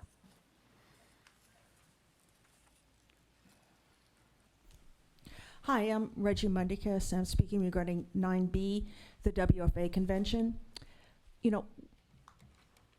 First and foremost, Kathy Kramer, who the board has not told us if she's still working here or not, even though there was an announcement given last week that she was leaving and taking another job in Yakima, Washington. Kathy Kramer should not attend WFA, and she should not attend any other conference or meeting on behalf of the OC Fair and Event Center. And her travel privileges should be suspended, as should her credit card and any signing authority. Regarding this item, I have just so many questions regarding the money for this. Each year, we write a $30,000 check to an entity called the Blue Ribbon Foundation. I've been told in the past that $30,000 check to the Blue Ribbon Foundation is our sponsorship fee. The Blue Ribbon Foundation is not part of WFA. It's a separate nonprofit that's run by Becky Bailey Finley, the former CEO of the Orange County Fairgrounds, and now the person who runs California Fair Services Authority.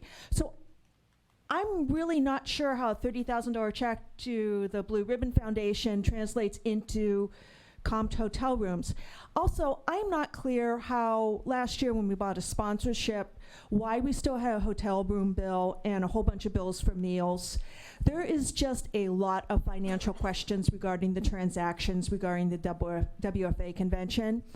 And while I do appreciate that there's been an effort by staff to reduce the number of people going to Reno from 1/3 of the staff to 1/5 of the staff, or in other words, from 30% to 20% of the staff, that's still a lot of money and still expensive. So we need to have more transparency regarding these financial transactions with WFA, because I'm not sure where the money's going and what the $30,000 sponsorship is for, and who the Blue Ribbon Foundation is, and who benefits from it.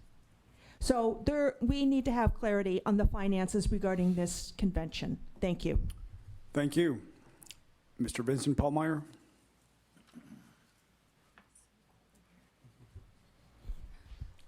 Many years ago, I used to work for a federal government agency. Whenever we had to go on travel to conventions, and we did go to conventions, there was a careful and detailed justification process that every person had to do individually. Why am I going to this conference? What am I doing at this conference? Why is this benefiting my organization? I hear I hear nothing individually here. We're taking 24 people, a quarter of the permanent staff. I hear, well, we're going to learn a lot. There's a lot of educational programs, and we teach most of them.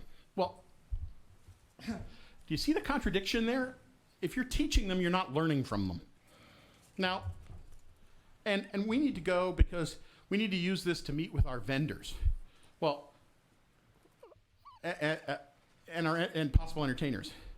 Well, one of the criticisms of this fairgrounds is that you have the same food vendors and the same entertainers year after year after year. I mean, literally, you guys, the motto for this fairground should be Orange County Fairgrounds ditto. Okay? So, why? Apparently, they haven't been doing a very good job meeting them in the past.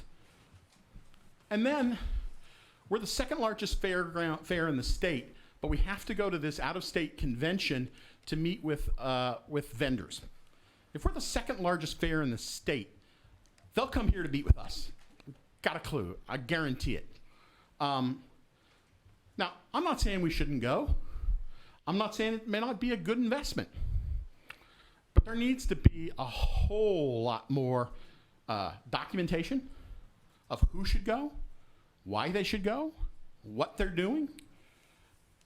And it needs to be made as a business, it needs to be made as a decision. Is there a return on investment for this person to attend? And the bottom line is that's not happening here. We're just saying, let's all go to Reno in January and have fun. Okay? And let's not kid ourselves. Western Fairs Association is a lobbying group. It's a trade association lobbying group that somehow has figured out that it's going to represent both fairs and fair vendors. Now, how you manage to represent both sides in a trade organization, I don't know, but that's what they do. So basically, we need hardcore, detailed, specific procedures for approving who goes, what they're doing, and how they're representing this fairgrounds. Thank you. Thank you. Okay, I will now turn it back to the board for the approval of item 9B. I make a motion to approve 9B. There's a motion and a second. Roll call a vote. Chair Ruiz? Yes. Vice Chair Cervantes? Yes. Director Aiken? Yes. Director LaBelle? Yes. Director Rubalcaba Garcia? Yes. And Director Meyer? Yes. Thank you. Okay, we will now move on to item 9C, and I will turn that over to Michelle Richards. Yes. So Crossroads of the West Gun Shows has been a client in good standing with OC Fair and Event Center for 34 years. They are planning 5 gun shows at OCFEC in 2020, specifically in January, March, June, August, and November. The 5 shows represent projected combined revenue of approximately $715,000. That includes property rental, equipment, labor, and then ancillary food and beverage and parking. Last year, at the October board meeting, the board of directors approved 6 gun show rental agreements for 2019. One of those shows was subsequently eliminated by the promoter in order to give the promoter time to plan and promote those events. So staff is presenting today the 5 2020 gun show rental agreements for the board's consideration. Again, the timing on that is to give the promoter time to plan for those events and then also to give staff direction regarding the 2020 budget. Okay, great, thank you. Any questions or comments from the board before I go to the public? Director Aiken? I just wanted to, since I mentioned it earlier in my committee report, vis-a-vis the Legislative Monitoring Committee, I just wanted to provide a couple of brief updates and comments on this issue because I know I've been very vocal on it in the past.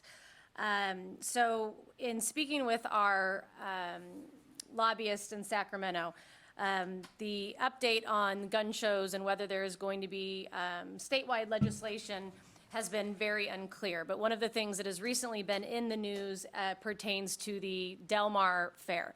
So I just wanted to give the board, in all transparency, an update on what's going on with that and how that affects our hosting gun shows going forward.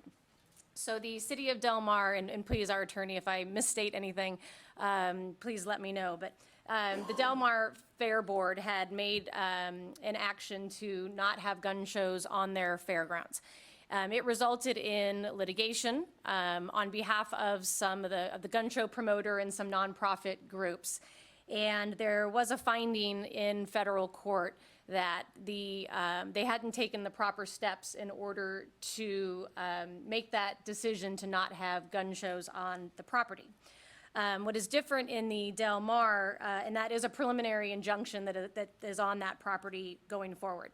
The Del Mar property then worked with local legislators in Assemblyman Gloria to pass a bill through the Assembly that just for that fairgrounds is going, I believe it starts in 2021. I'm actually going to interrupt you, Director please. Aiken. The 22nd DA had no involvement with and did not cooperate at all with Assemblymember Gloria on that legislation. They remained entirely independent and neutral on that bill. Okay, so Assemblyman Gloria then decided to introduce and pass the bill that then is going to, and I believe, is it 2021 or 2022? Again, because our office was not involved with that process, I'm not familiar with the details of the bill as I sit here today. Okay. For that I question. believe it's 2021, so Assemblyman Gloria signed a bill that is going to make it so that they cannot host gun shows on that property. So they ended up going on a road of a legislative fix versus independent actions of the Fair Board. So I just wanted to update the committee that in talking to our lobbyist, I was interested in if there was going to be any statewide movement by the governor's office in order to do a statewide legislative fix.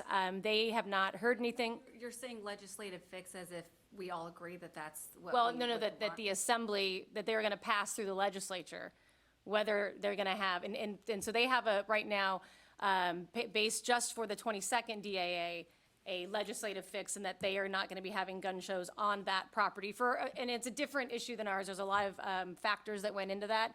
My question for our lobbyists, just so that we are as informed going forward, is there going to be, or has anyone heard, is there going to be movement from the governor's office, who's been very vocal on this issue, to do a statewide ban? I think that would be helpful for information for us, and there's been no movement so far from the governor's office to do a statewide ban. I think that's instructive to us. But I have reached out to our local assembly members and local elected officials, and I believe there is going to be movement going forward from our local assemblywoman to address that issue on this property. However, there's been no final decision and no legislation introduced at this time. I just thought that background would be helpful moving forward, given that we do address this issue. I will try to keep us informed if any legislation is introduced that is going to affect our property. But that is the information that we have going forward at this point. I always find this to be an extremely troubling issue, because when we look at whether we want to approve this, I have definitely my own opinions and insights about whether this fits into our mission of having family-friendly and family-friendly entertainment, and whether this is, given the surrounding areas and the urbanization of our fair, whether this is something that fits into the family-friendly brand that we want to put out into the community. However, I do have to take my role as a board member seriously and not getting us into unnecessary litigation, given that it's uncertain. So it weighs on me heavily, and I just wanted to put that forward as we go into public comment and discuss whether we want to continue having gun shows on this property. Well, I just, Thank you. if I may Go ahead. comment, when you're working in the capacity as the legislative committee, I would just caution you to be careful not to speak on behalf of the board on personal positions when it comes to this topic, because some people may not feel that people may feel that it is a family-friendly event that you could attend on the fairgrounds, since there are no guns that are actually sold at any of these events. And a lot of the things that those promoters are doing are promoting safety. So those are some of the things I just think we need to be cautious about when we're maybe talking about this issue externally, and not engaging the public. Just Yeah, and I Since would you like to brought be it up and it extremely wasn't- clear that when Chair Ike, Chair and I Ruiz and I copy him on all of my emails, I am asking for what is the current status of legislation, and if they are aware, because they speak to all Assembly people and all senators, is anyone going to introduce any type of legislation that affects this property, or is there going to be a push from the governor's office? That is the only information that I am interested in so that I can report back. It has nothing to do with my personal feelings. Okay, Robert, let me just make one other quick Go ahead. comment about that. Something that I think is very different down in Del Mar is that the board had taken a position on it before the legislator decided to get involved and pursue legislation in response to the litigation. And I take issue, I'm happy to say publicly, with any of our local elected officials deciding they know better than the Fair Board about what should occur on this property. And so I really have, as a matter of principle, a real problem with the fact that there have been candidates for office suggesting they're going to introduce legislation to direct us as to what it is we're supposed to do. I think we can reach that view ourselves first. thank you. You know, and I just have a comment. If any other directors have not attended, I urge you to attend this gun show. I attended, I think, 2 of them, and you know, and from what I saw, it was highly regulated. A lot of safety was being taught, like Director Rubalcaba had said. So if you haven't attended, I don't know if any Director Rubalcaba or Myers have attended, you should do so. I think you get a lot of information from those gun shows. So if none of the directors have any questions or comments, I'm going to turn it over. I do have one question. Director LaBelle. Chair Ruiz. Michelle, can you kind of summarize for the board and the audience the type of activities that occur at the gun show? What type of concessionaires are there? What sort of information is distributed? It's a very mixed show, a lot of components to it. There are merchants who display products that they sell.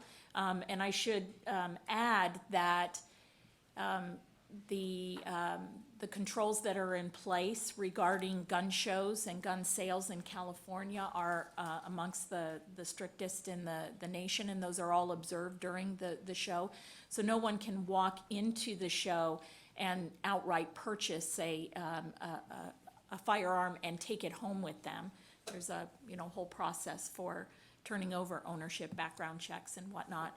And certainly Nick Bufa, our Director of Safety and Security, can elaborate on that if you have questions. There are concessions. There are Americana clothing and decorative items that are for sale. Lots of safety classes that are, and other educational workshops that are held during the event as well, as I know several of you have seen. Yes, thank you.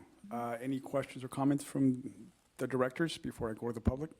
I think, and I'd like to get some assurance that, I think the event itself is fine, and I noticed in the exhibits that there are funds set aside for Orange County Sheriff, et cetera, et cetera. I'm a little concerned about what may be occurring outside the event itself. Does ATF, a federal agency, do they have any representation there? Is there a sheriff's booth that kind of goes through and tries to deal with concealed weapons permits and other things of that nature? I just think the more we can do in terms of and I know Dick does a very good job. I think the more we can do to make sure that we enhance the safety aspects of it so that things aren't occurring external to the event that shouldn't be occurring. I'm not saying they are, I don't know, but, I just think that we need to make absolutely certain that there's adequate security there during the course of the And I definitely recommend, have you ever attended, Doug? No, I have not. I highly recommend, it is a misconception, I think, on I would say, a misconception of what it actually is, but I would highly recommend attending, and you'll see it's like a normal parking lot, people driving up, walking in. There's not a lot of external activity taking place in terms of like comparing guns, or I don't think anybody would bring their gun into the gun show. And for the concealed weapons permit, it's highly regulated. There are rules that people need to abide by, and so I think just experience it. I recommend it. No, I'll make sure I do that. And again, I'm not saying that I have any evidence that anything is occurring. I'm just saying that gun safety, gun issues are extremely important, and we should be focused and aware of what's going on there. And the more we can do to generate good practices relative to gun safety and that sort of thing should be encouraged. Okay, thank you. I will now be calling in the public speakers. And the first one is Michelle Watson. Are you still here?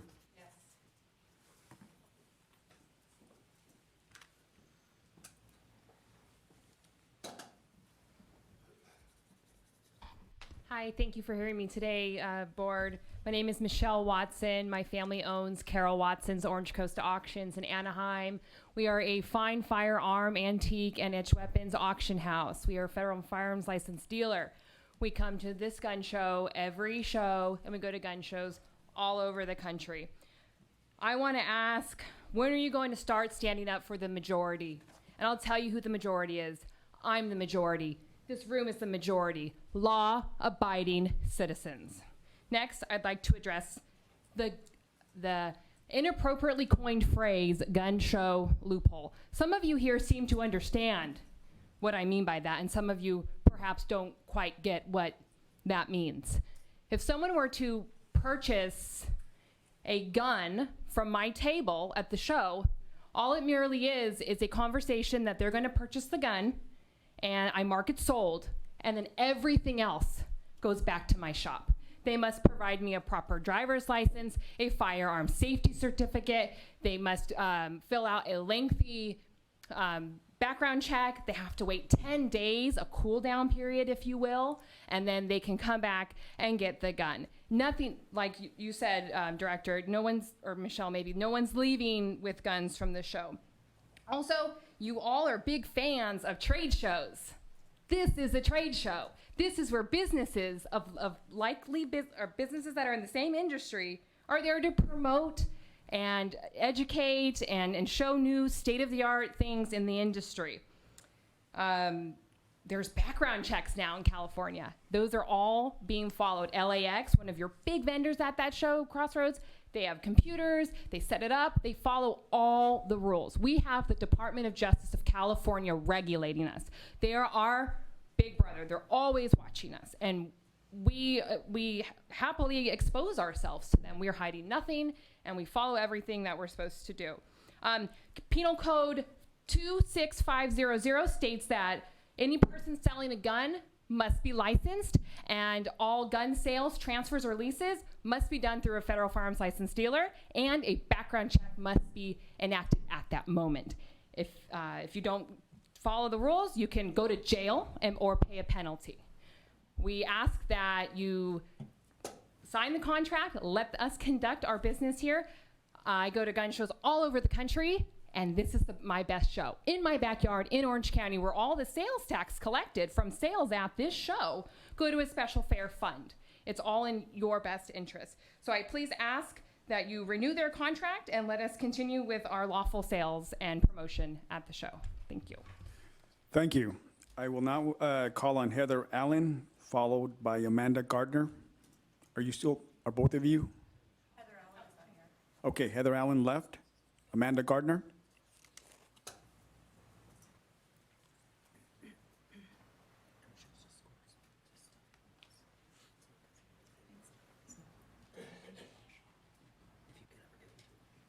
Hello, and thank you for hearing us today. My name is Amanda Garner. My husband and I own Real World Shooting in Huntington Beach here in Orange County. This gun show is one of our best events that we have done. We are, like the previous speaker just said, it's the highest regulated industry in the United States when it comes to background checks. We have so many different laws that we have to follow here in California, far more than most of the other states. There is nothing that is done without being the oversight of the California DOJ and also the ATF. We have both of those entities watching over every transaction that is done.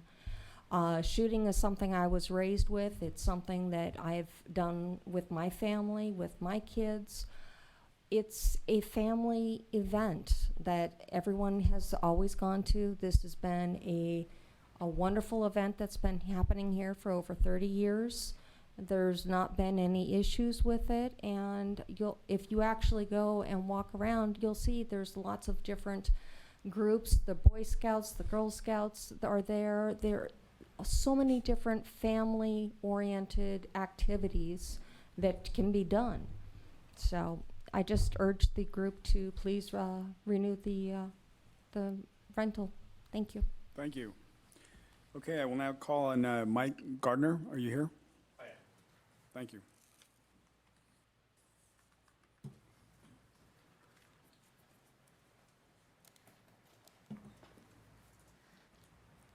Good afternoon, everybody, and thank you for allowing us to come here and speak.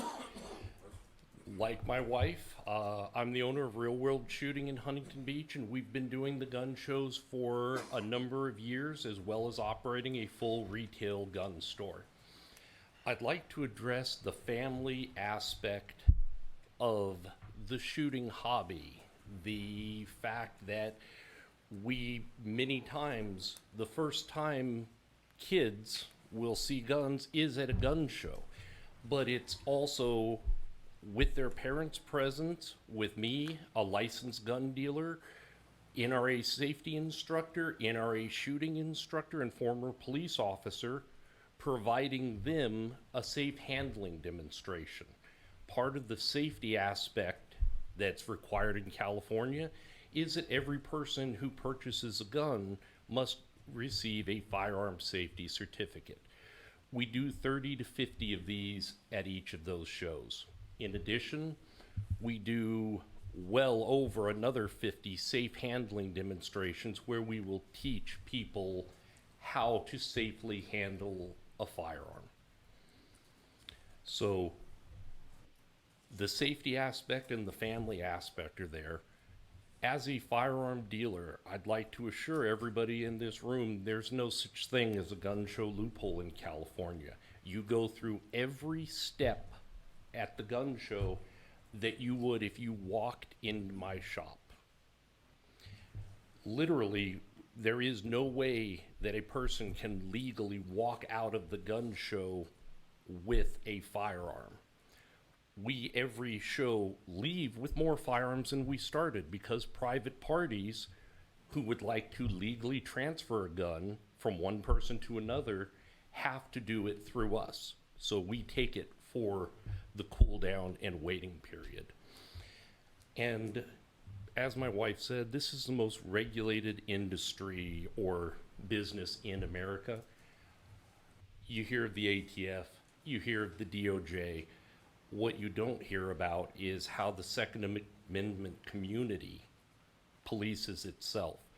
Nobody would allow anything to go on, whether it was another vendor in the parking lot or any place else, without immediately knowing and letting the police or sheriffs know, because this is an important safety issue, and the Second Amendment community takes that very seriously. Thank you all for hearing us. Thank you. Okay, I will now call on Kevin Small, if you're still here, followed by Mike Leland.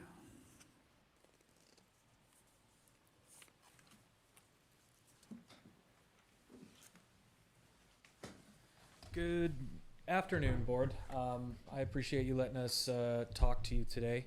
I am here to urge you to renew the contracts for the Crossroads of the West Gun Show. When I kind of think about this aspect, I kind of go back to the bigger picture, and that is what is the board's responsibility and their oversight. And it always takes me back to the mission statement. It's a celebration of Orange County's communities, interests, agriculture, and heritage. I think it's pretty obvious that it speaks to diversity in Orange County, which I think there is a lot in it. That's why you use plural words like communities and interests. And the firearms community is part of that. And I believe that we should be able to be celebrated. You're going to be hearing from a lot of people, I'm sure, about how safe and family-friendly the gun shows are. I just think it's important to understand that this is part of your community. There are even a couple of statistics that would show that Orange County shows more interest than all other counties in California in firearms.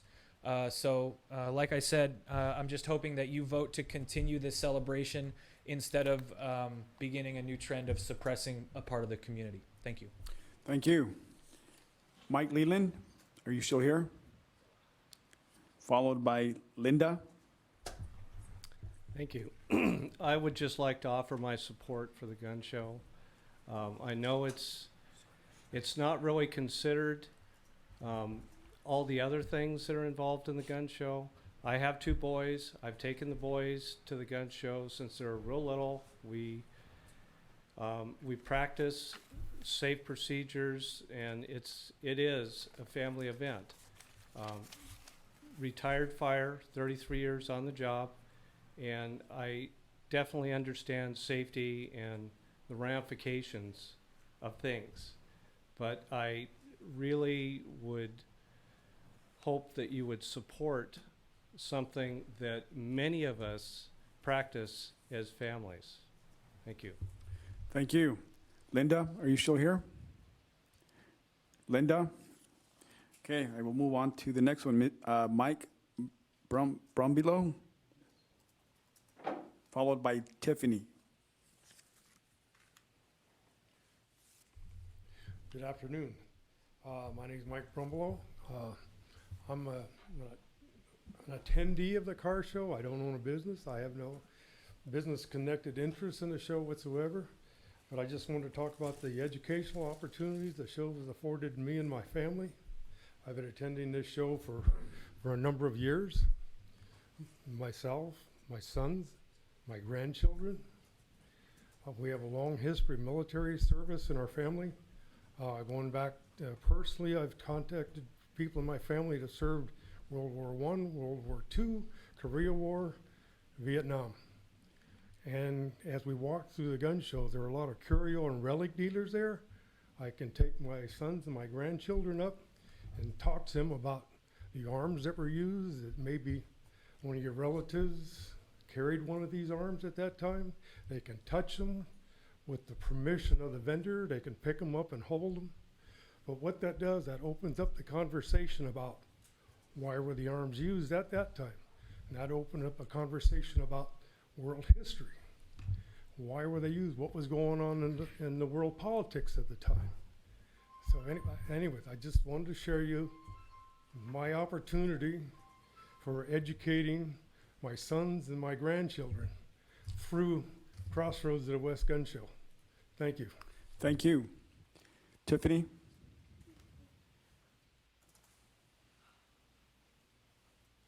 Can you pronounce your last name for me, please? I can. It's Chevrant. Okay, thank you. Good afternoon.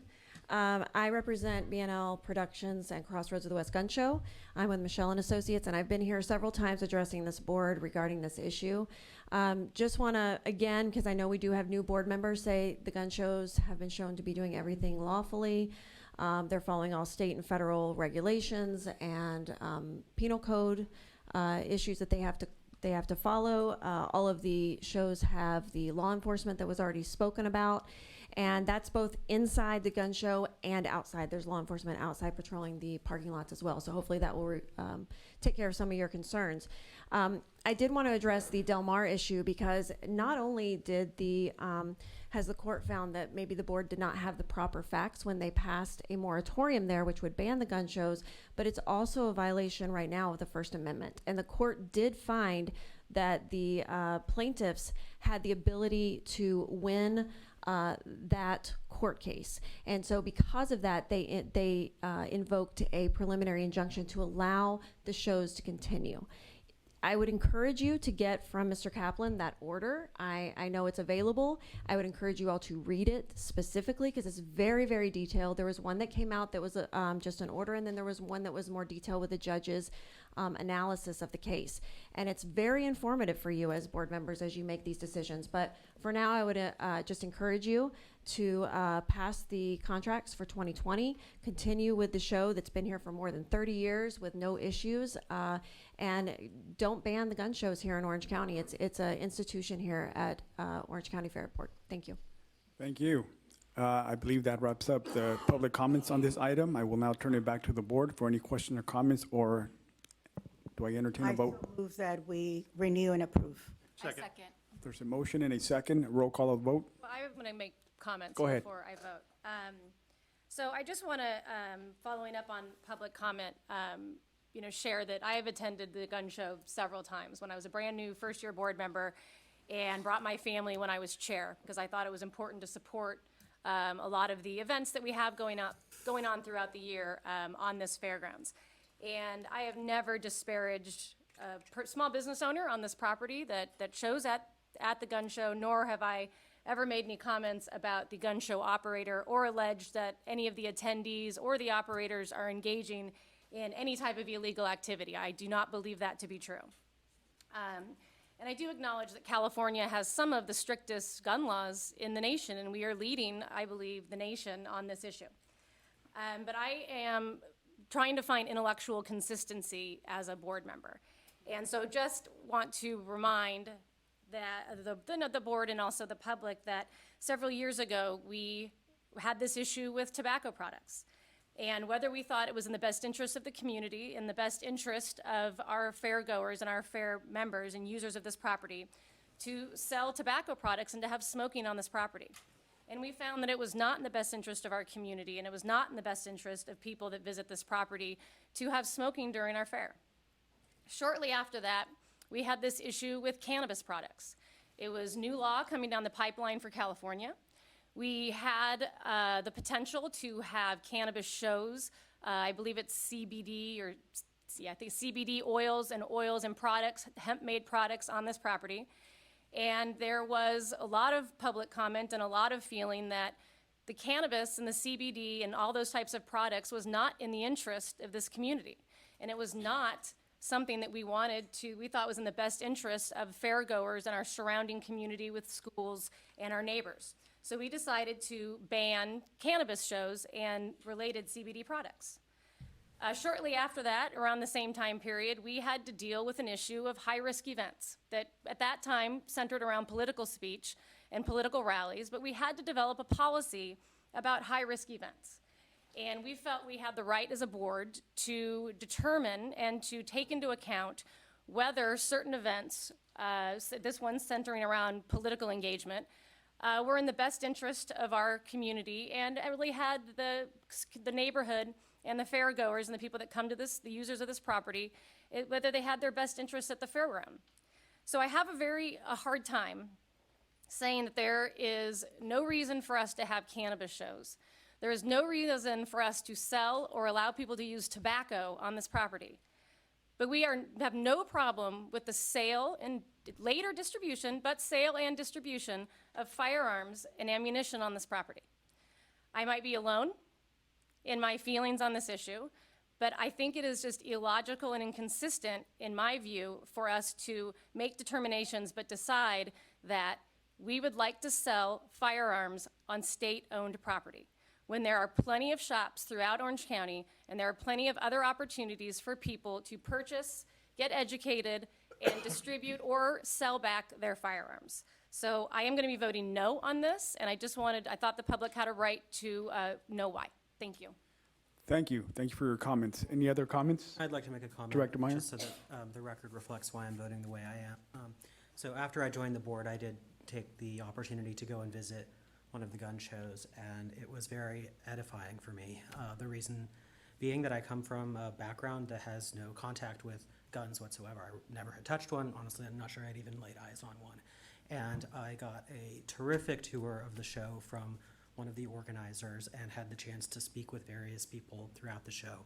And what I was so impressed by was the willingness to have dialogue among the community that was in attendance at the show about the challenging issues around gun violence. And multiple people that I spoke to indicated a willingness to engage in conversation about how we protect our communities from gun violence. And they were supportive of certain measures that then Vice Governor Newsom was proposing.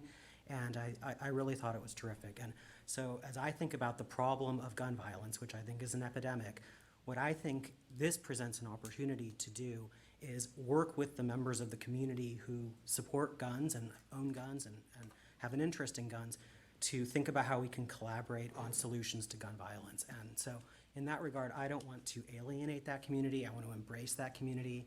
And I really loved the comments that one of the speakers shared about the diversity of our county and about the importance of celebrating all of our communities. And I'm not going to dictate to anyone else what things they want to be interested in. And so just wanted the record to reflect the reason why I'm supporting the renewal. I would like to expand on Go that. ahead. So I'm voting yes today as well to maintain the gun shows here on the fairgrounds for a couple of reasons. Diversity of interest. People have different interests, and we are not to tell them what they should like to do. I feel safer taking my child to a gun show than I do to allow them to eat a deep fried item at the fair. So I think that when we try to, say that something isn't okay because it's not something that we believe, we're not doing our due diligence in representing the community at large. So for those reasons, and the other thing is, banning a gun show at a fairgrounds is not going to solve the safety and security issues that we have. So I think it's irrelevant to sort of make those one and the same. We're talking about hosting a show here that doesn't allow for taking a gun away from the show the day of purchase. And it also provides safety opportunities, and you're getting this from people who are experts in this area. We've had people from the law enforcement community come in here and testify on behalf of their well-being. These are people who are providing economic development to our community. They're feeding their families by selling guns legally here. Whether or not people approve as to what their product is, the fact of the matter is it's okay for them to do that. And for us to say that we're not going to allow them to continue to generate revenue for this state, for their family, is today I will be voting yes on allowing them to stay. Okay, thank you. There's a motion on the floor. Call for the question. Call for the question. Roll call a vote. Chair Ruiz? Yes. Vice Chair Cervantes? Yes. Director Aiken? No. Director LaBelle? Yes. Director Rubicava Garcia? Yes. And Director Meyer? Yes. Thank you. Okay. We will now be moving on to item 9D, the wayfinding signage project status update. I'll turn it over to Ken Carnes, VP of Operations. Thank you. Wayfinding. The purpose of this agenda item is to update the board on wayfinding signage project and clarify any confusion regarding the public meeting process with the city of Costa Mesa. Although this project has been mentioned previously in other board of directors meetings, particularly the perimeter signage, staff does take full accountability and apologizes for not being clear enough that part of the process would entail a public meeting with the city of Costa Mesa Planning Commission. Staff is committed to ensuring that future communication with the committee, that's the Building and Maintenance Committee, and the full board about this project is robust. Subsequent to that, we had previously discussed that so a great conversation was had with the Building and Maintenance Committee during our committee meeting, and also because this does tie into our parking storage committee. It was also full engagement of a conversation was had during that committee meeting. Subsequently, we did get some feedback from the city staff, which was forwarded to the Building and Maintenance Committee. Also, the link to the video from the meeting was provided, and happy to provide that to anybody that wants to review it. Again, I think it was a good meeting, and a lot of great intelligence was shared. So staff began discussions on this project in early 2019 by engaging with the city of Costa Mesa as a result of us losing our wayfinding signage along Arlington Ave during that upgrade project. There was not collaboration with the city of Costa Mesa on the past digital signs. The OC Fair and Events Center staff felt it was important to do so moving forward, and an application for this project was filed with the city. We were informed of the meeting, tentatively informed of a tentative meeting, and that it was scheduled for October 14th, and we would be included on that agenda item. Staff did attend the hearing. City staff made a full presentation, and we were able to engage, answer questions, and contributed information. We came away thinking the meeting was very positive, very productive, received valuable feedback from the commission and members of the public who attended. Information is gathered during the meeting and is being summarized, which we now have, and next steps will be developed. And we're thrilled to have the Building and Maintenance Committee want to be going on this journey with us, and I'm sure they'll be a valuable help. So we attached a concept drawing, and it's labeled concept. You know, one of the things that, because of our engagement with the city and that the state had not done this, the city, we knew that this was an information, fact-finding mission. We never anticipated getting any approval. We wanted to know what we were dealing with so that we could communicate back to the board. There's been a lot of discussion about cart before the horse, and we had a lot of debate about that, knowing that if we had brought something to the board, we'd have been showing something to you that we couldn't accomplish because we didn't have enough background information. And those discussions have happened in this boardroom in the past, that we haven't brought enough information. So we can debate the process, and that was discussed at the committee meeting, the criticism of the process. But at the end of the day, I think we've gathered more valuable information. We'll be able to address issues. We'll be able to modify. We'll be able to continue conversation and go back to the city. So lots yet to be done once we get to where we need to go. And again, there is budget money, and this can improve our wayfinding. One of the things that we see is the ability to speak to our customers in real time. Our ground signage that we currently put out at fair time or during the rest of the year is at ground level, and you don't know what until you get to it. Being able to see in advance where you need to go, or what's open, or what's closed, or what lot is full, I think it will not address issues on the highway, but it will definitely address our ability to communicate to people in real time so that they know where they're going to go and what they need to do. We have engaged with the City of Costa Mesa PD, especially during fair time, and one of the criticisms of them is that they will not speak to the public because they're trying to move cars. Their opinion is that if they have to stop and talk to someone, of course it slows everything down and everybody wants to ask them where to go. The signage can do that to keep things moving. So it's an important piece of the puzzle, and we're thrilled to keep everybody involved going forward. Happy to answer any questions. Can I ask one quick question? Sure, go ahead, Director If we Meyer. end up changing the name or logo, Yes. will this be able to adapt to that? Absolutely, yeah. And let's look at, you know, the both of these projects traveling down the road. It could very well happen that by the time we got to building a sign, well, if there is a change, we may get the change before we ever build a sign. And I don't want to speak out of turn, but I don't know on the list that you gave of logos, was this one? This one was not on that list? I said equestrian center. Anyway, regardless, we can change it if we need to. Okay, good. Any other questions or comments from the board before I call on the speakers? I have a couple. Sure, go ahead. Chair Reeves, cart before the horse a little bit, and I do think this is something that ought to go to the Master Site Plan Committee or the Building and Safety Committee. With all due respect to our neighbors, the City of Costa Mesa, that's their logo on there. I would be much more, when you go to a shopping center, the major tenants there are identified. I'd much rather see incorporated into the sign Heroes Hall Veterans Museum, Centennial Farms, equestrian center, whatever the case may be, incorporated into the signage program.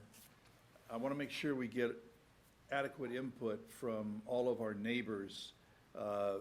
Obviously, the electronic message boards, the height of the signs, and all of that are going to have an impact on the surrounding neighborhoods. And I want to make sure that we, from this point on, we get adequate input before any final decision is made. One of the criticisms that this board has received, and I've received personally from attendees at the fair, is they're not happy with being in a queue for an hour to get into the site, but they're really not happy when they get to the end of that hour and there's no place to go. So whatever we end up doing out there needs to be done in real time.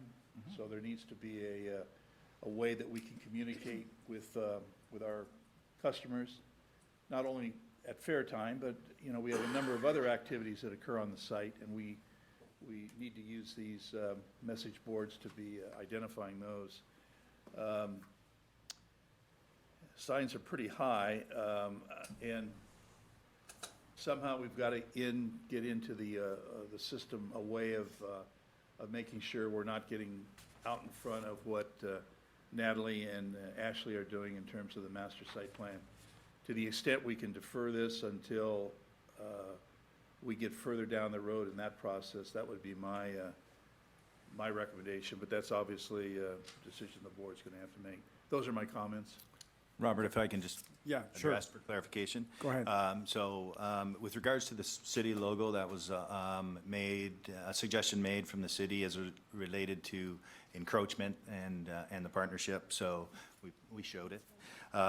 Neighbor input, again, I'll reiterate, the comments from the commission are taken to heart, and we'll absolutely do them, and that's a part of it, along with photometrics with regards to impact on any illumination on the neighborhood. We're committed to do that, and actually the city staff has also provided us with somebody that has the ability to do that, which is, again, an excellent idea.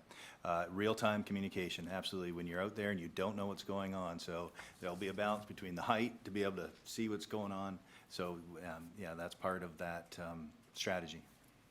Yeah, and Doug, just to expand on that, Ashley and I did have a chance to connect with Ken through the Buildings and Maintenance Committee. So we did take a look at this and saw some of the renderings as well. You bring up a great point about that Costa Mesa. Not that we don't want to be good neighbors, but it does make sense to promote some of the brands that we have here on state grounds. One of the things we did talk about is also bringing it to the board first. So in wanting to definitely get out there and share some of these plans with our city partners, we also want to make sure that the board members and the public are aware of what the fairgrounds would like to do with some of this before presenting to Planning Commission or any other city entity. And Ken completely agreed, so I think that would be. Lots of work to do before we ever get back to that next step. Okay, great, thank you. Okay, I will now call on the speakers that want to speak on this item. The first one is Reggie Mendekis, followed by Vincent Pallmeyer.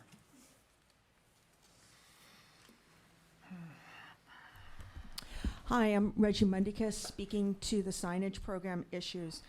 There are many issues with this program, which have been addressed in the several letters received by the board. First, today, there's a big problem with this being an information-only item.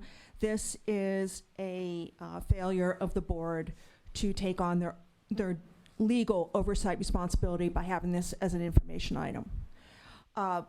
The first time the public saw these plans is when the Costa Mesa Planning Commission published them in their agenda packet. Staff had had these plans for many months and hid them from the public. I thank the Planning Commission for letting us see the plans. Mr. Carnes really works hard to spin the meeting, which was perhaps it was a waste of the Planning Commission and planning staff's time.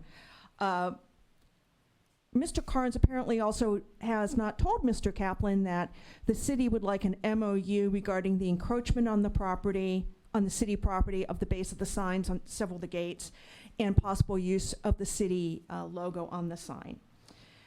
The city stated that they want to see public input and public workshops on this. Mr. Carnes thinks that having 3-minute comments at a council at a meeting is public input. No, you need to have an actual workshop and get public input from the neighbors. The neighbors found out about this when they received notices. These signs are too big. They are 25 foot in a residential neighborhood, and quite frankly, they're hideous. They need to be redesigned to better harmonize with the size, scale, and appearance of the general neighborhood. The bases on signs along Arlington Drive will obstruct views of along the bike path and place bike path users in jeopardy for their safety. So there needs to be a redesign for that. This plan relies on a 2013 parking study which staff concealed from the Planning Commission. I got a copy of it from the city. This study is out of date and does not address the massive traffic backups and parking issues. We need to find a way to address the traffic backups, which are actually miles long, going back to Paularino Avenue at times, and causing OCTA buses to route through Mesa Del Mar neighborhoods, and the lack of adequate parking during the fair. If you're gonna bring in that many people, you need to have a place to put them. And again, staff need to be working on these issues. You have $62 million in the bank. There's nothing barring you from hiring a traffic firm to do the studies and to locate parking. And trying to find rental lots like 4 months out from fair just doesn't work. We need a comprehensive traffic management and planning plan. This project should be folded in as part of the master site plan. There's little value to be gained from this project if we don't have a comprehensive traffic management and parking plan, and this could quite frankly be a waste of money. Thank you. Thank you. I just need to make a comment really quick, and you can stop me if I'm speaking out of bounds, Josh. But So long as your comments are focused on the agenda. Okay, yes. So I think it's just very difficult for me to hear what anybody's saying when they're personally attacking staff or members of this board. So we take into consideration what everybody says, but please try to stay factual if possible. Thank you. Thank you. Thank you for your comment. Ms. Rubalcaba Garcia, did you Sir, watch the videotape? You have not been recognized yet. Oh, I'm sorry. Thank you. Thank you for your comment. With that, I will call on the next speaker, Mr. Vincent Pallmeyer. Yeah, I would like to ask, and it's a rhetorical question because I know she can't respond, if Ms. Rubalcaba Garcia actually watched the videotape link I sent to her, as well as to all board members. You know, there's a thing called Hanlon's razor, which says, don't attribute to malice that which may be adequately explained by ignorance. And I'm going to try to apply that here. I've never seen a plan. I've been to many planning commission meetings, not just in Costa Mesa, but other places. What I saw was a planning commission that was very confused. And they were confused because what was presented to them was repeatedly described as a conceptual plan. And yet it was an application for final approval of that plan. At one point during the meeting, I don't recall if it was Jason Jacobson or if it was Mr. Carnes who made the comment, who basically laid out a timeline where it could be a couple of years before these signs are built. The zoning application expires after a year. What there was here was a fundamental lack of understanding of what the whole process should be. And the process should have been to bring this conceptual design to the board and to the public, to have public workshops, not public meetings where people are limited to 3-minute comments, but public workshops where the public can actually have can ask questions of staff and can have meaningful input.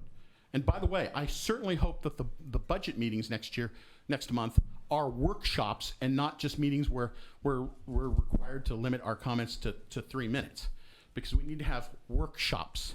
And in fact, that's what Planning Commissioner Zilk said when Ken said, well, I understand that people are upset this is the first time they've seen it, but the first time someone sees something is always the first time they see it.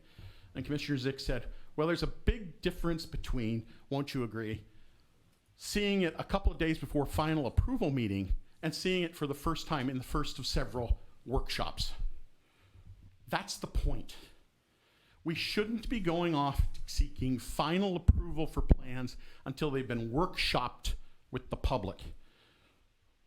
Ditto the budget, ditto the master site plan. Same's true of the branding exercise, all of these things. Embrace the public. Don't hold them at arm's length. Don't have secret meetings between staff. Secret may be a loaded word. Unpublicized meetings between board members and staff. Bring the public in. Make them your partners, because that's what this is about. This is about failing to address the public. Thank you. I will now call on Mr. Jay Humphrey, followed by Anna V. Good afternoon, board again. This presentation, both here and at the city, I applaud the fact that you're trying to get disparate parts and pieces all kind of in place and what have you together. I think that's wonderful, and I appreciate the fact that you guys would in fact have, whoever instigated would go to the city to find out what they're going to do, keeping in mind that the proposed signage would encroach on city property. So while the city doesn't normally need to approve anything you build here, you can build whatever you want here because the state approves it and the city has no word in it until it encroaches on city territory. And when it does that, then you need to be talking to the city. So, but I applaud the fact that people said, well, it might be encroaching, so we need to get there. Keep in mind that if it encroaches on the city and the city doesn't like it, they can just say tear it down, and I'm sure a court would say follow that up with making sure it was no longer encroaching. So I applaud you guys for doing that. My problem is that it was clearly, as has been brought up, horse before the cart. And the problem here is that in my estimation, the part of the process should be full information to the board. And I look at what I saw in the board packet. The only thing I can get in the board packet is this piece of paper and a letter. That's it. The same packet, and by the way, all these pages, the same packet is now available at the city, which is a total packet of what this program is, and the packet is very substantial for the Planning Commission, to make a decision to allow a final approval of these plans. These plans come from your consultant, not from the city. The city didn't generate this, you guys generated it. So it's important to keep in mind that here is material that has been done, and I got to see it the first time 2 days before the Planning Commission was, 3 days, pardon me, before the Planning Commission could see it, and I only became aware of it because the city put a sign in the ground saying this is going to happen. If the city hadn't put that sign there, I would have never known it. So keep in mind that this lack of information, whether it was intentional, whether it was simply something that somebody just overlooked because they don't necessarily know all the processes, it gives the public the sense that they're not being involved with their neighbors. And I know that you guys all keep telling me that you want to be good neighbors, and I accept that. I accept that everybody wants to do that, but sometimes the steps have to be taken that force that to happen. I appreciate this fact by that process, and I would like to make sure you guys expand it. Thank you very much. Thank you. Anna V, followed by Mary Spadoni. Ms. Spadoni had to leave. First, to Member Rubalcava Garcia, put your big girl pants on and suck up the public comments. It's actually very inappropriate for you to, in essence, have a chilling effect on public comment by criticizing public comment. It's a First Amendment right issue. Otherwise, don't choose public service. That's my comment to you. My comment to VP Carnes is, what a heaping load of crap. You can try to put lipstick on it and dress it up, but that's what it is. The way this process should have been done is as follows. It should have been done, it should have brought to the board where it is discussed. After that, there should have been extensive public outreach to make sure that it conforms to, fits in with the neighborhood. I understand that the fairgrounds wants to do what they want to do in terms of boosting business, but you still live, the still property is within the bounds of Costa Mesa, and you have to live within the neighborhoods. So putting them in jeopardy in terms of safety, in terms of subjecting them to further traffic problems, visibility issues, is not being a good neighbor and is not good. Then, and only then, once all that process has been done, should it have gone to the commission. Having this gone straight to commission makes me wonder, I mean, how many years has VP Carnes been here? How many years have y'all been doing this? You don't know the process about going to the planning commission and what that entails? I think everyone was confused about what the heck was going on. And what makes the thing even more egregious is that this signage doesn't even conform to the rules and regulations. In some instances, it's asking for 300% more signage than is allowed. I mean, so you all can package it up and put bows on it however you want, but this is exactly what the public has been criticizing in so many areas. And the reason we come up here and criticize is not because we don't have something better to be doing than sitting here 6 hours, is because you all are not doing your jobs and overseeing the stuff that needs to be done. You can delegate authority, but you cannot delegate responsibility. Thank you. Thank you. I will now call on the next speaker, Beth Rafakis.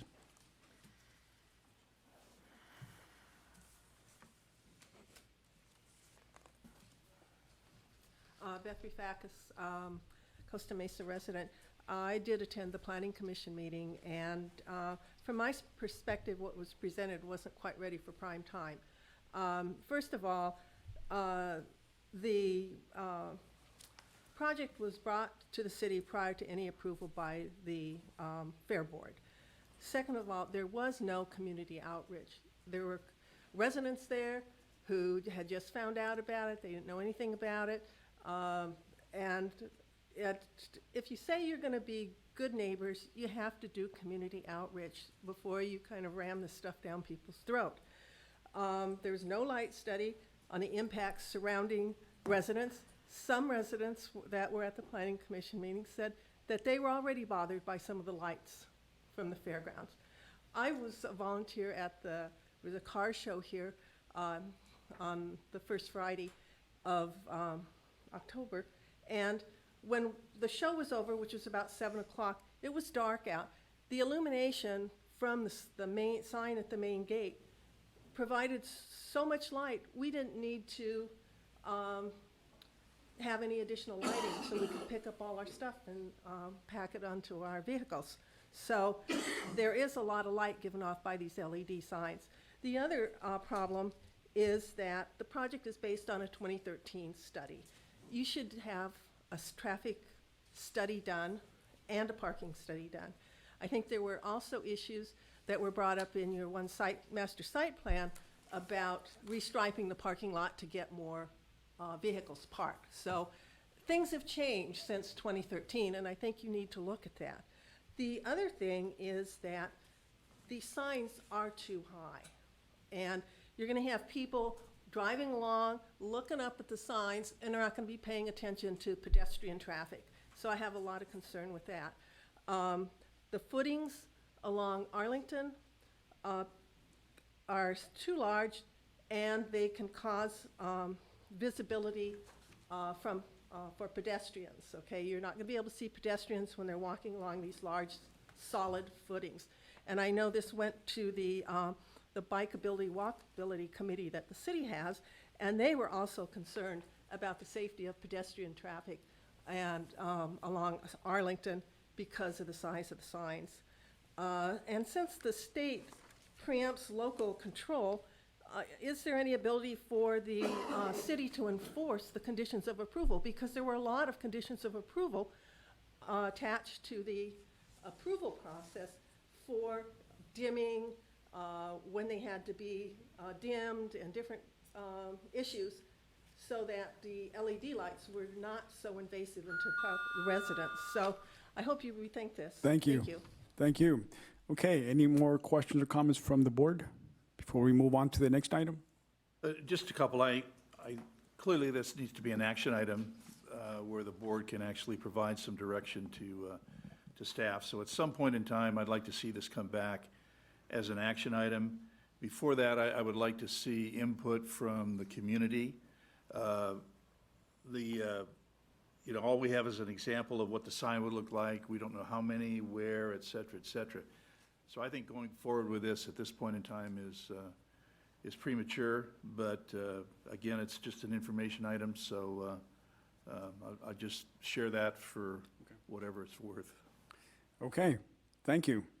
Okay, we will now move on to the next item, which is item 9E, and I will turn that over to Director Rubalcaba Garcia and Director Meyer. So today, the Audit Committee would like to get approval on the response letter related to the 2017 audit. Everything in here addressed the items in the management report. So we did also, as I mentioned earlier, provide a copy to the public for review and comment. So if anybody else has any questions, I'd like to get a motion to approve. Is there a motion to approve? There's a motion and a second. Roll call of the vote. Chair Ruiz, All right, my apologies. Back up. I do have some public speakers. I'm sorry. I won't go back to that. Need to get another cup of coffee. Okay, I will call on Reggie Mendekis, followed by Vincent Paulmeyer.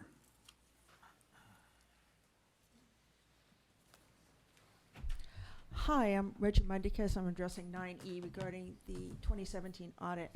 I am having issues with the letter that you're proposing. At the last board meeting, a draft of the letter was passed out to the audience, and that only came after a letter was sent to the board regarding where's the audit. So in paragraph 3, internal control weaknesses and contracting policies and procedures, I am really having a great deal of difficulty with the way that you're trying to soft pedal the way that the previous audits were delayed and held back and hidden in many ways and prevented resolution of the issues in a timely manner. You know, it says this finding was a matter of timing, in quotes, as it was a reportable action from the 2016 audit, and action to correct was taken at the May 2018 board meeting.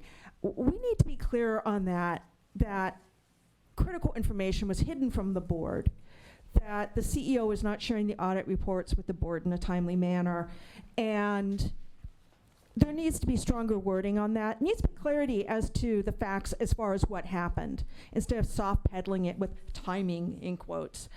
And you need to be clear what you're doing as far as preventing audits from overlapping again. When you lay out a timeline of the way that audits are performed by CDFA and how this board deals with the audits, you find there are multiple audits open from CDFA, and that the board has just taken their time in dealing with these issues. These issues are supposed to be dealt with within 30 days of the audit being completed. And, you know, while you're trying to, I'm not exactly sure what the policy is from CDFA, whether they want the audit resolution letter within 30 days from the closure of the audit after the auditors tell you what the findings are, or from the final delivery of the report. Either way, the auditor meets with you at the end of the audit and says what needs to be corrected. So it's easy at that point to start putting in the corrective actions and getting the draft letter ready. That way you are ready to go and close out that audit. It's very bad that this organization does not deal with audits in a timely manner, and that letter needs to be corrected to actually show the truth of what happened. And we need to be honest that there are a lot of issues here, and we need to start addressing those very clearly and taking the necessary corrective actions, which may involve retraining or replacing staff as needed. Thank you. Thank you. I will now call on, yes. So in Go ahead. response to that, and you may expand if you have to add anything onto that, Andrea. So everything in this letter is factual, and the way the process does work is all of this feedback that we are addressing is directly from the auditor. So these are the auditor's concerns to the audit. So we are, in essence, responding. I did put my big girl pants on when I wrote this letter and addressed everything as professionally as I possibly could. There are some duplicate responses in here as it relates to item 3, as mentioned by the public comment. And the reason why it's duplicative is because we addressed this when we did the 2016 audit. There was the same, this issue was also brought up in that audit, and due to the delay, we responded to it here as well. Moving forward, we should not have overlapping, because as I can speak to Director Andreas, and I have worked diligently in making sure that we're closing these audits out, and moving forward, there should not be an overlap. And that's all I have to say about that, so. Okay, great, thank you. Mr. Vincent Paulmeyer? First off, I want to commend directors Rubalcaba Garcia and Meyer in their goal of trying to stop the lengthy delays with these audits and move them along expeditiously and get them resolved. And I also want to commend them for releasing this letter for public comment. But there's a problem, and the problem is that the letter responds to the management report, the conclusions of the management report from the audit.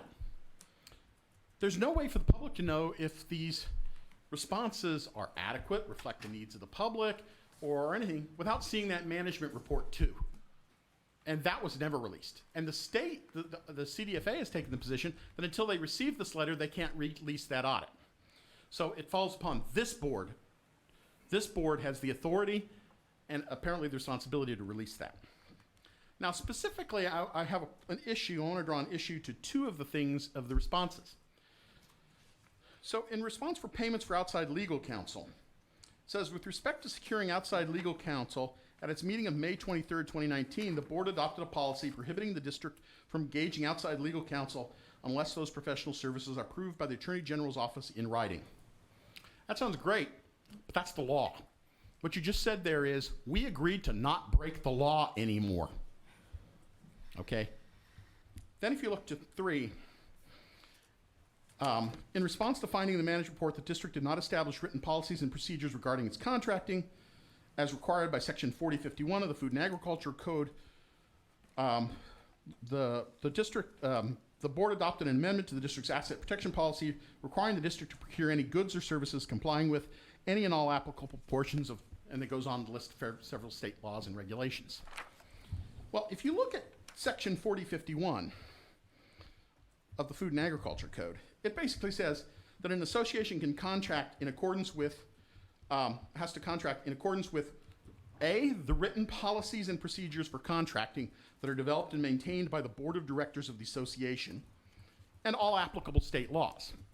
So again, what those written policies and procedures are supposed to be, policies and procedures, are the procedures to make sure that you follow state law. Saying, we're not going to break the law anymore is not an adequate response. Now, I recognize, and so one of the things I want to make sure is that in the effort that's going forward with Director Meyer, as you guys redo your board policies, that your policies include specific procedures to make sure that contracting does follow the law, all the laws. And by the way, I would point out, as I pointed out earlier in the meeting, you have a contract right now that's illegal with a law firm. Thank you. Breaking this. Thank you. Robert, can I make just a Sure. couple of comments Go ahead, about this? Director Meyer. Following up on what Natalie shared.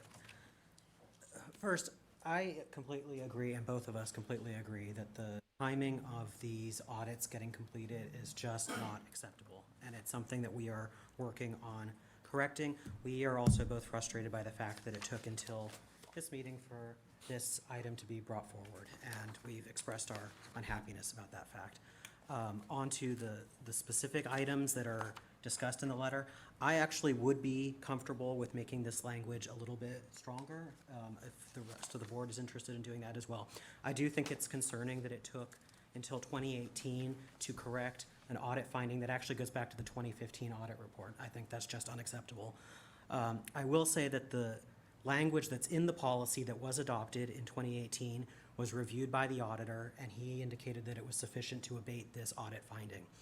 I think it's not a very well drafted revision to the policy, and it's something that's on our lists for the governing review process to make it clearer. That said, the board won't be adopting a 200-page contracting manual because one exists at the state level, and that's what we're following. And I have a lot of confidence in our contracting staff that they're following it appropriately. So there are going to be some specific restrictions around contracting that the board will address in the policy, but I don't want there to be a misunderstanding about what's required, because the auditor has made clear to us that by adopting the state contracting manual as the policies and procedures that apply to us, that's sufficient to meet the statutory requirement. Great, thank you. Go ahead. What amendments would you make? Because I'm all for amending it, but I don't know if it's worth the delay. So if we amend this, then we can't close it out and we can't start getting the 2018 done. We're well into preparing for 2019, and I'm all for making, believe me, like, for those of you who know me, I'm a very direct person and I have no problem with stronger language. However, I'm not sure it's going to help us in this case. I think you're So, right. So I appreciate that, and moving forward, we can draft stronger language when it comes to delays, but, so that's my only comment. This has to get closed out Yeah. today. I'm Okay, completely all right. Is there a motion on the floor again? So moved. There's a motion and a second. Roll call a vote? Chair Ruiz, Yes. Vice Chair Cervantes, Yes. Director Aiken, Yes. Director LaBelle, Yes. Director Rubicava Garcia, Yes. and Director Meyer. Yes. Thank you.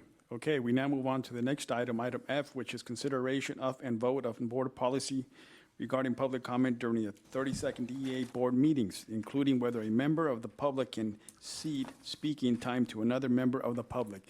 Director Bonner-Reese wanted this on the agenda, but obviously she isn't here today, so I'm going to read the background on this. At the September 26, 2019 Board of Directors meeting, a member of the public read a statement provided to her by another member of the public not present at the meeting. The member of the public did not exceed the 3-minute limit. Director Bonner-Reese asked to agendize the discussion on public comment during Orange County Fair and Exhibition Center, Event Center board meetings, including whether to allow one member of the public to cede his or her time to another member of the public. And I do have some language here, Josh, and can I read the? Sure. Okay. This is the language she was, wanted to see on here, and it reads like this. Speakers are requested to sign in prior to the start of the meeting and are limited to 3 minutes. That's current language. This is the new language that she wanted to adopt. Speakers' time may not be modified based on the number of public speakers. No speaker may cede his or her time to any other speaker. Public comments on agenda items will not be accepted during the meetings as items are addressed. Public comment on issues not on the current agenda is allowed. However, no debate by the board shall be permitted on such public comments, and no action will be taken on such public comments items at this time, as law requires formal public notice prior to any action on the agenda. Do I have any comments or questions from the board before I go to the public? I don't recall seeing that. Yeah, we didn't get the agenda packet. That's, This is the first time we're hearing it. Thank you. that's on here, so. I think what Doug was referring to is Director Bonner-Reese's proposed changes. Right. That was not in the packet. Oh, the language, you mean? The proposed language I just would need to read it. I'm not, Okay, all right, I think I heard it correctly, but okay. I'm not prepared to vote on any changes to pretty well-established public comment law without Okay, reading it. I will And just I read, agree with Ashley. I will read what she was proposing. Only, it says speakers may not be speakers' time may be modified based on the number of public speakers. No speaker may cede his or her time to another speaker. That's the language she And I was think that's at the discretion of the chair, right? I mean, that was something that we talked about That is last correct. week, and I don't know if it would call for amending current language, because I do agree that it could result in, other issues. But I think that it's at the chair's discretion whether or not they want to allow somebody to utilize somebody else's time. I wouldn't be comfortable adopting that. Okay, and it's not something that's happening at every meeting. Something I believe it's only happened one time since I've been here. So if the board is comfortable, we'll just keep current language as is. Yeah, my question would be, is there any type of liability for the board if we don't have a policy and we allow one person to do it, and then the next meeting, somebody comes up to the microphone and they have letters from 5 people and want 15 minutes? There is. So if the board decides to allow one member of the public to speak for 3 minutes and then use somebody else's 3 minutes, then they would have to apply that same allowance across the board. You certainly, if you give the opportunity to one person, you have to give it to every member of the public. Why don't we frame the question a little differently? As I recall what happened at that last meeting, the person didn't speak longer than the 3 minutes that they were allowed, and they were able to read the letter they had from somebody else within their 3 minutes. I don't see reason to deviate from that practice at this point. And so until there's reason to think of doing it, maybe, I don't know that we even need to follow or adopt a policy. Okay, on it. that's fine, but if there's no more questions or comments, I'm going to turn I it over. have a comment. Go ahead. I was the acting chair when you were not here, and this happened while I made a decision that the person was able to read, and it was under 3 minutes total. Okay. Just to comment if I could, not to carry things on too long, but I've worked in organizations where it was very specific, 3 minutes, 3 minutes, 3 minutes. I've also worked in organizations where an individual was allowed to give their 3 minutes or whatever their time was to another party to basically get all of the facts out on a specific issue. I mean, we've had, I don't know, Ashley will remember the elephant hearings that we were involved in. And, you know, after a while, you know, you're hearing the same thing over and over and over and over again. And sometimes there is a benefit to allowing one spokesperson to have 10 or 15 minutes to articulate the point of 20 people in the audience. So there is some advantage to allowing them to give their 3 minutes to somebody else. Again, I've been in organizations where it works both ways, and I think the important thing is making sure that the public has an adequate opportunity to speak to the board on any and all matters that are before us. Can we table it? Yeah, we can definitely do that, but I want to hear from the public speakers if they wish to speak on this item. Sure, okay. Move First- the table. Let me get the Oh, public get speakers, speakers, yeah. I will call on Reggie Mendakis, followed by Vincent Paulmeyer. Hi, I'm Reggie Medicus. I'm addressing the restriction on free speech, which is proposed in the agenda. So the proposal is a restriction on the First Amendment rights and on the rights enshrined in the California Constitution and in California statute on the rights of public to participate in this meeting. We are not asking for excessive privilege to be granted or that one person be granted excessive time over another. What we're dealing with is the ability of someone to read a written comment from another person within their 3 minutes allotted them. So under the proposed policy, I, for instance, could not read part of a speech from Ronald Reagan during my 3 minutes because Mr. Reagan is deceased and cannot join us today. I propose that the board keep the current public comment policy and then deal with things like, for instance, the issues presented during the elephant hearings. Those were the hearings in which the fairgrounds decided to no longer allow elephant rides during the fair. And quite frankly, this meeting room was packed more than you've seen in the last several years. The board can make special provisions for dealing in situations like that by encouraging a group to appoint a spokesperson for their group and then deciding on a fair allotment of time. So I propose that you just keep things the way they are. It works. We all know what the rules are. And thank you. Thank you. Vincent Paulmeyer, followed by Anna V. We should just vote on it. I mean, it's an action item after. Yeah.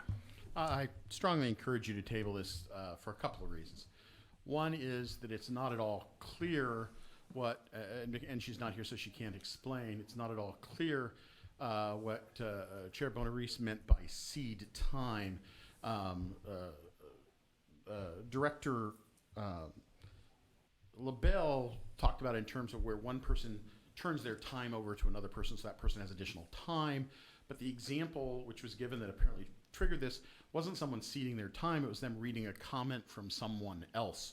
Which, by the way, if they simply just not said that it was a comment from someone else, there'd be no way to know. I also find it ironic that in discussing this, the chair read a comment from Director Bonaris, who isn't here, which would not be allowed under at least one interpretation of what Director Bonaris wants. So I think we should definitely table it, at least until we understand what the heck we're talking about. I'd also think we should table it because when you read, the two times you read Director Bonaris's proposed language. The first time you read it, you said that the time cannot be shortened because of the number of speakers. And the second time you read it, you said the time can be shortened because of the number of people. I suspect the latter is what was meant, but it probably should be consistent when we're discussing. So I recommend we table this, keep the current policy as it is, and then I don't see this as being a huge problem, especially if the former situation where someone's simply reading someone else's comments who can't be here, especially when this board won't move meetings to times when people aren't working. Thank you. Thank you. I will now call on Anna V., followed by Mary Spadoni. So I'm frankly tired of this board trying to do things to limit public comment, whether it's having meetings at inopportune times, or whether it's trying to cut down time, or whether it's trying to control the content. I'm not an attorney, but I've been going to public meetings enough to understand that you cannot control the content. But what you're trying to do by saying someone can't read a letter by someone else is controlling content, and that is a violation, and you probably would get sued. I had this issue with the city of Costa Mesa about clapping. I was asked by the police to leave, and I said, I'd be very comfortable doing that if you actually arrest me and take me outside. I will not resist. And I de facto won, because actually clapping is a form of speech, and if you allow clapping, then you can't allow clapping for some things and not allow clapping for other things, because then you're de facto controlling what a person is trying to say. So it is a nuanced thing, but just embrace public comments and embrace the criticism, do your jobs, fix the things that need fixing, and stop getting offended by people's comments and trying to limit what people are saying. That would be my advice. Thank you. Thank you. Mary Spadoni.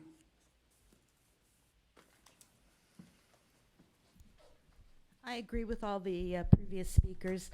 And many times, as is already mentioned, someone who can't come to the meeting will call and say, look, will you express my opinion on this? And they'll give some type of paragraph for that and want you to represent them because they can't be at this meeting. Our suggestions are not on anything that is to any one individual member on the board. It's just a genuine thing that we want the fair to be run more fairly, and that goes with the public comments.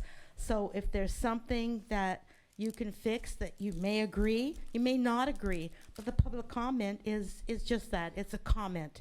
And we're protected by law, and I think you should just keep the rule as you have it, and go with it. And it might stir you having an occasional evening meeting, so those people that are submitting something in writing could actually appear in person. Thank you. Thank you. Okay, I will now turn it back to the board. I move we table it. There's a motion to table. Is there a second? There's a motion and a second. Roll call a vote. Chair Ruiz, Yes. Vice Chair Cervantes, Yes. Director Aiken, No. Director LaBelle, Yes. Director Rubalcaba Garcia, Yes. and Director Meyer. Yes. Okay, thank you.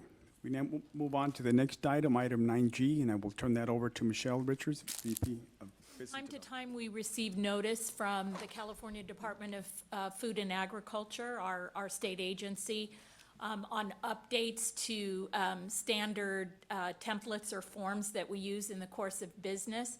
On August 30th, we received a letter from CDFA that the standard F31 template, which is what a lot of the smaller fairs use for fair time or year-round event rentals, that there were some updates to that form. The form that we use for, in our rental agreements most often is greatly expanded from what CDFA issues as standard templates, and contains stronger language. But we wanted to take a look at what these amendments were and incorporate them into our existing rental agreements to make sure that any changes or any pertinent information was included.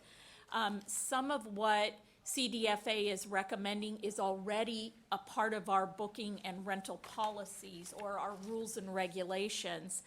And staff is in the process of incorporating any of those amendments into our current form. I'm happy to go through them, line by line if you like.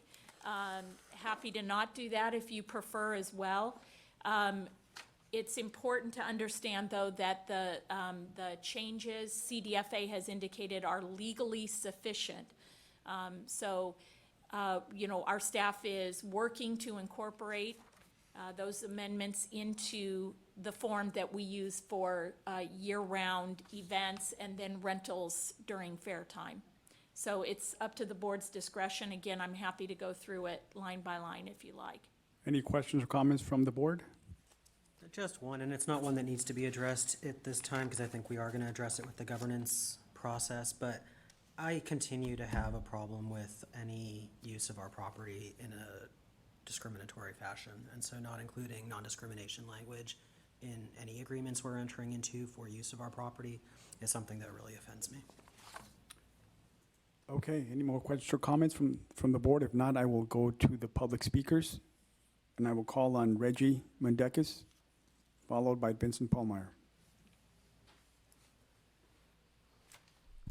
Mr. Paulmeyer has left.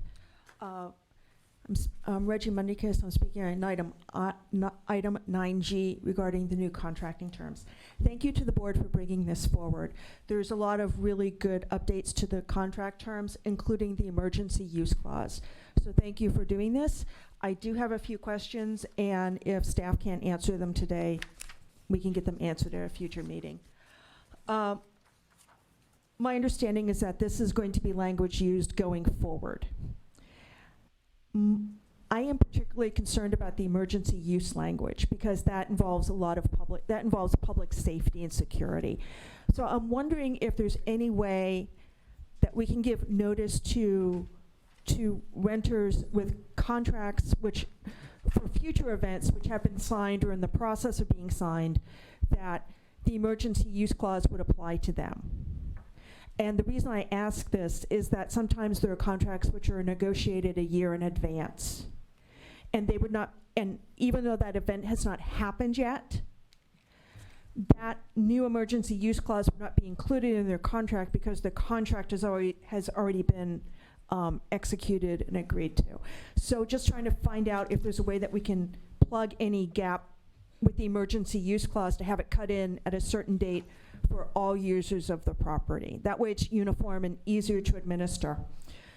My other question is regarding long-term events like Cirque du Soleil. Cirque du Soleil comes here like once every 2 or 3 years. They camp out for about 6 weeks, and they have a separate type of agreement because they have a different use of the property than somebody who just comes in here for a few days to have an event. On those events, how will the emergency use clause be implemented? Again, if somebody wants to get back to me on this, or it wants to be discussed at a future board meeting, that's great. I'd like to thank the board and staff for taking action regarding this because it's really important that we recognize that this property, one of the reasons it's here is for emergency use and sheltering of people and animals and staging of equipment. So thank you. I'm willing to move the approval of this. I actually would be interested in the answer to the first question about for contracts. I suspect the answer is that a binding contract is a binding contract, but if CDFA has any guidance about what to do with contracts we've already entered into, if there's an operational way to address that, I would be interested in that. Well, contracts can always be amended. That's kind of the short and simple answer, but, John? Yes. John Quiros from CDFA is here. Maybe he could answer it more specifically. John, So I think the question is regarding the emergency use language, can that be, can contracts that are currently in place be amended to include that, even contracts that have already been signed? Or do they need to be? Yeah. So, yes, those... John, can you step up to the mic, please? Thank you. Thank you. Yes, those contracts can be amended, but first I would like to check with our legal department to make sure that, if there's any certain situations that might come about, because I know there's different terms, some there's years, some are, actually go a lot longer than that. So I have to check with our legal, but I will get back and, of course, confirm with Josh as well. Thanks. Great, thank you. So I move the approval, but just ask that you follow through on Yes. that. and Second. There's a motion and a second for approval. Roll call a vote? Chair Ruiz, Yes. Vice Chair Cervantes, Yes. Director Aiken, Yes. Director LaBelle, Yes. Director Rubicava Garcia, Yes. and Director Meyer. Yes. Great, thank you. Okay, we now move on to the next item, 9H, and I will turn that over to Michelle Richards again. So this is a bit of an annual housekeeping item. This is consideration of and vote on the appointment of the board chair to serve on behalf of the 32nd DAA as an elector for the California Fair Services Authority Board of Directors elections. In the past, up until, oh gosh, I don't know, maybe 8 years ago, it used to be the CEO of the OC Fair and Event Center would serve on the board of directors of CFSA. But if you look in the notes on the staff report, there was a new policy that this board of directors adopted, that be it resolved that the OC Fair and Event Center board chair is hereby appointed to serve on behalf of the OC Fair and Event Center as an elector for California Fair Services Authority Board of Directors. So that's the recommendation in place. So moved. Second. There's a motion and a second. Is this our new chair or our current chair? I'm assuming the new chair. Right, Josh? It's whoever the existing chair is. Existing. Yeah. The time you do Whenever it. these meetings are. Okay, all right. Now it's you. In a few Okay, minutes, it may not be. I'm good with that. Okay, roll call a vote? Chair Ruiz, Yes. Vice Chair Cervantes, Yes. Director Aiken, Yes. Director LaBelle, Yes. Director Rubicava Garcia, Yes. and Director Meyer. Yes. Okay, great, thank you. Okay, we now move on to the next item, 9I, and I will turn that again to Michelle Richards. Actually, another housekeeping item. Oh, wait, are we out of order here? Sorry. Aye. Oh, aye, okay. This is another annual housekeeping issue. The 32nd DAA Board of Directors delegates authority to execute all forms of agreements, contracts, and purchase orders without further authorization from the board. All such agreements, contracts, and purchase orders are to be submitted to the Board of Directors for review at subsequent meetings, and this delegation is subject to board review at each annual meeting. And you can see there are authority limits that include contractual authority to CEO Kathy Kramer up to $50,000 for general contracts and $300,000 for talent guarantees. To myself as VP of Business Development and Ken Carnes, VP of Operations, that we may sign contractual instruments as delegated by the CEO within the limits of that authority. And then additionally, the board authorizes an exemption for staff to issue payments for billings in excess of $50,000 via the over $50,000 expenditure budget schedule, which is submitted with each annual budget, or an approved contract, LOU, or rental agreement, or is payment for utilities, CalCard expenditures, insurance, payroll, or state mandated employee services. So essentially, what this does is reestablishes signing authority on contracts and other instruments. Chair Ruiz, if I might. I know the governance committee is working on a number of policies that will tie into contracting provisions and that. I would like to recommend that this be carried over for consideration at the time we adopt the annual budget in December. I think that would be the more appropriate time to be reviewing contract limits and authority and that sort of thing. So I know it's on for an action item tonight, but or today, but that would be my preference. Well, when does the current authorization expire? So I don't want to tie anybody's hands to getting work done and making sure the operations Yeah, continue? that's a very good question, and I'm gonna rely on my memory on this, because it's not typically something that I'm involved with, from an approval standpoint. But this is considered the annual meeting. So last year at this time, the board voted this approval. I don't know if it's right to assume that it's until the next annual meeting. I'll look to Josh for No, that. in the description, unclear whether, it's not clear whether this authority is granted for a specific period of time. In other words, whether this is looking forward to January 1, 2020 for the 2020 calendar year, or whether it's from, October 24th, 2019 to October 2020. Language here is not clear, and I'm pretty certain that last year when this item was discussed, also there was no discussion on what dates that authority would apply to. So from a governance perspective, maybe that's something we definitely include, what dates it covers. Do you anticipate, and I can't recall if we've talked about this, I know we have, but I can't recall if we've made any decisions to change it, but have we talked about changing any of the contract limitations or? We haven't gotten there yet. I mean, the way I read it, there seems to be a standing delegation in policy 2.3 for signature authority, and I think this is agendized because it's automatically agendized every year at the annual meeting. I don't think that means the authority delegation lapses. So I would be supportive of. When we can always, even if we approved it today, we can revisit it at another time if it's agendized and make modifications to it. So we're not tied to it for an entire 12-month period.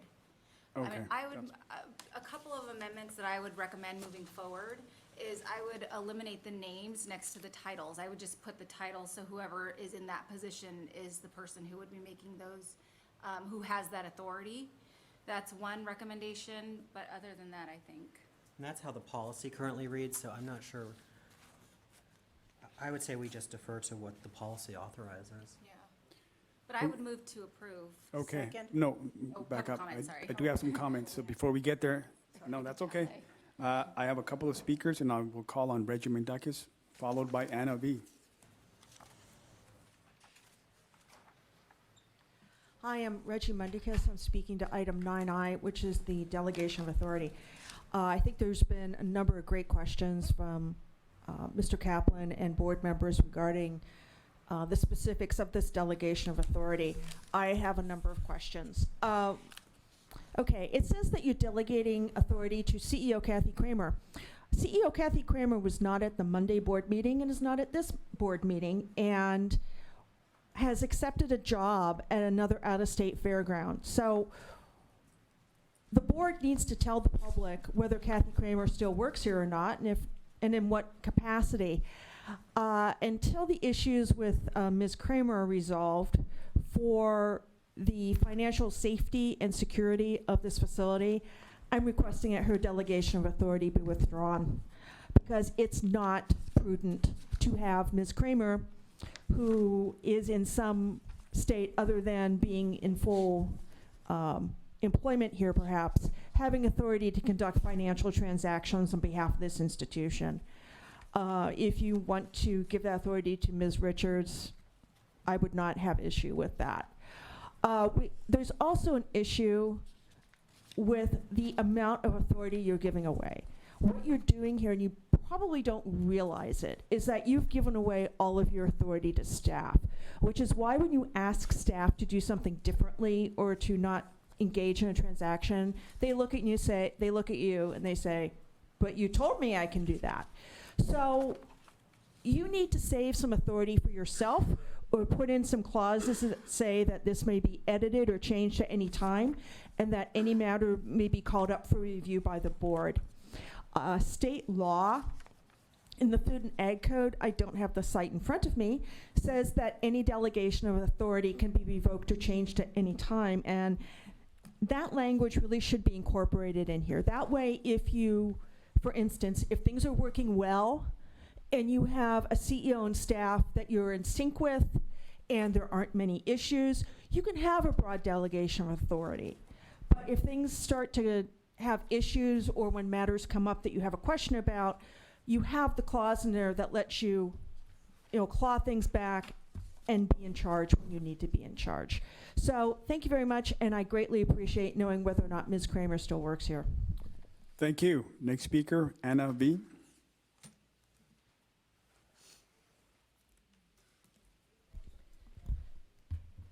So I support efficiency, and I think sometimes it does make sense to delegate, and sometimes it doesn't make sense. Over the last few years, because of this broad delegation of authority, there have been a lot of problems at this institution. So for me, what that says is that it has to be pulled back, this delegation. We have to redo the rules or put new checks and balances, whatever has to be done. And then once we're in that better place, maybe the authority can be re-released to some of these levels. But as things stand now, I think this is not prudent at all. I hope we can learn from the mistakes that have happened in the past. And there have been numerous ones on very many different issues that I'm not going to repeat myself and bring them all up again. But I will repeat that, you know, while you can delegate authority, you cannot delegate responsibility. And ultimately, even though Kathy Kramer was CEO and, you know, made all these decisions in the past few years that have come back to bite the community and you all in the rear end, you still are the responsible entities. It's not on Kathy Kramer. It's on you for letting her do the stuff that has been done all these years, for which you've been warned during the years. You know, there's been grumblings about the public and looking into this and look into that and looked into this contract and why is this contract being done this way and why are things being signed after the whole thing has happened and, you know, all this liability stuff. So my opinion would be to put in as many safeguards as you can without, you know, having to micromanage, but definitely put in the language about that it can be revoked at any time, maybe lower some of the limits and remove the names. And yes, please elucidate what is going on with CEO Kramer. Thank you. Great, thank you. Okay, I will now turn it back to the board. I move we carry this over until the budget process adoption at the December meeting, and we consider it at that time. There's a motion on the floor. Is there a second? Second.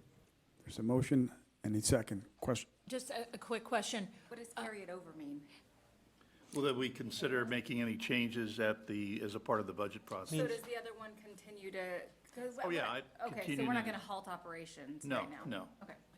Okay. Any changes would be dealt with as a part of the, Yeah, because nothing's 2020 changed budget. though, right? So this is exactly the same as what was approved last year. Correct. but we may make changes Right. come No, December. and we can bring that up, we can agendize that. We have that authority at any time. Yeah, I we mean, can the agendize that revocation, we don't have to anytime. tell ourselves that we can revoke it. So No, I I just think we need to do it, this is a part of the overall budgeting process that we're gonna go through in November and December, and I think what we do ought to be considered as a part of that, that's all I'm saying. Okay, there's a motion and a second on the, Well, so I'm concerned with that motion only because it appears as though we're saying we're gonna table this item until next time, and that kind of puts staff in limbo. So if you would entertain a recommendation, Doug, I would recommend we move to approve this and then agendize it as part of the budget discussion next time. Just to keep it seamless. Yeah. you okay with that that's fine. recommendation? Okay, so what is your motion then? Make a motion to approve. Okay. Well, there's a motion. There's a motion on the floor already by Okay. So will you accept Director that LaBelle. friendly Will you accept that amendment, Director LaBelle? As long as that amendment includes bringing this back To the for next, okay. consideration Okay. as a part of the 2020 budget Okay. adoption process. Okay. All right, there's a motion. One more and a friendly second. amendment, if you would. I thought Natalie's point was a good one. We should strike the names, and it should just be the offices that are delegated. Okay, the you authority. okay with that amendment, Director LaBelle? Yes, I'm fine with that. Okay, there's a motion and a second on the floor. Roll call a vote? Chair Ruiz? Yes. Vice Chair Cervantes? Yes. Director Aiken? Yes. Director LaBelle? Yes. Director Rubicava Garcia? Yes. And Director Meyer? Yes. Great, thank you. Okay, last item. I will now turn it over to Director LaBelle and Director Aiken. Thank you. So it's that fun time of year again. Director LaBelle and I made up the nominating committee, and after a very lengthy and thorough vetting process of all board of directors, we have a recommendation from our committee, and we would like to recommend and have the board consider our recommendation to appoint as the new chair, Director Cervantes, and as the vice chair, Director Meyer. Is there a motion on the floor for that? I'd like to make a motion to approve. Motion? Second. And the second. Roll call a vote. Chair Ruiz, Yes? Vice Chair Cervantes, Yes. Director Aiken, Yes. Director LaBelle, Yes. Director Rubicava Garcia, Yes. and Director Meyer. Yes. Great, thank you. Congratulations. Yes, So, on behalf of the nominating committee and obviously the entire board, we wanted to present Director Ruiz with this gavel and plaque of appreciation for serving as our board chair for the year 2018 to 2019. It has been a pleasure to work with you. You are an amazing steward of this organization, and you did an amazing job. 2 years it's a lot of time out of your day job, and those of us that have served in that capacity recognize that, and I just want to say from the committee, thank you very much for leading us through this year.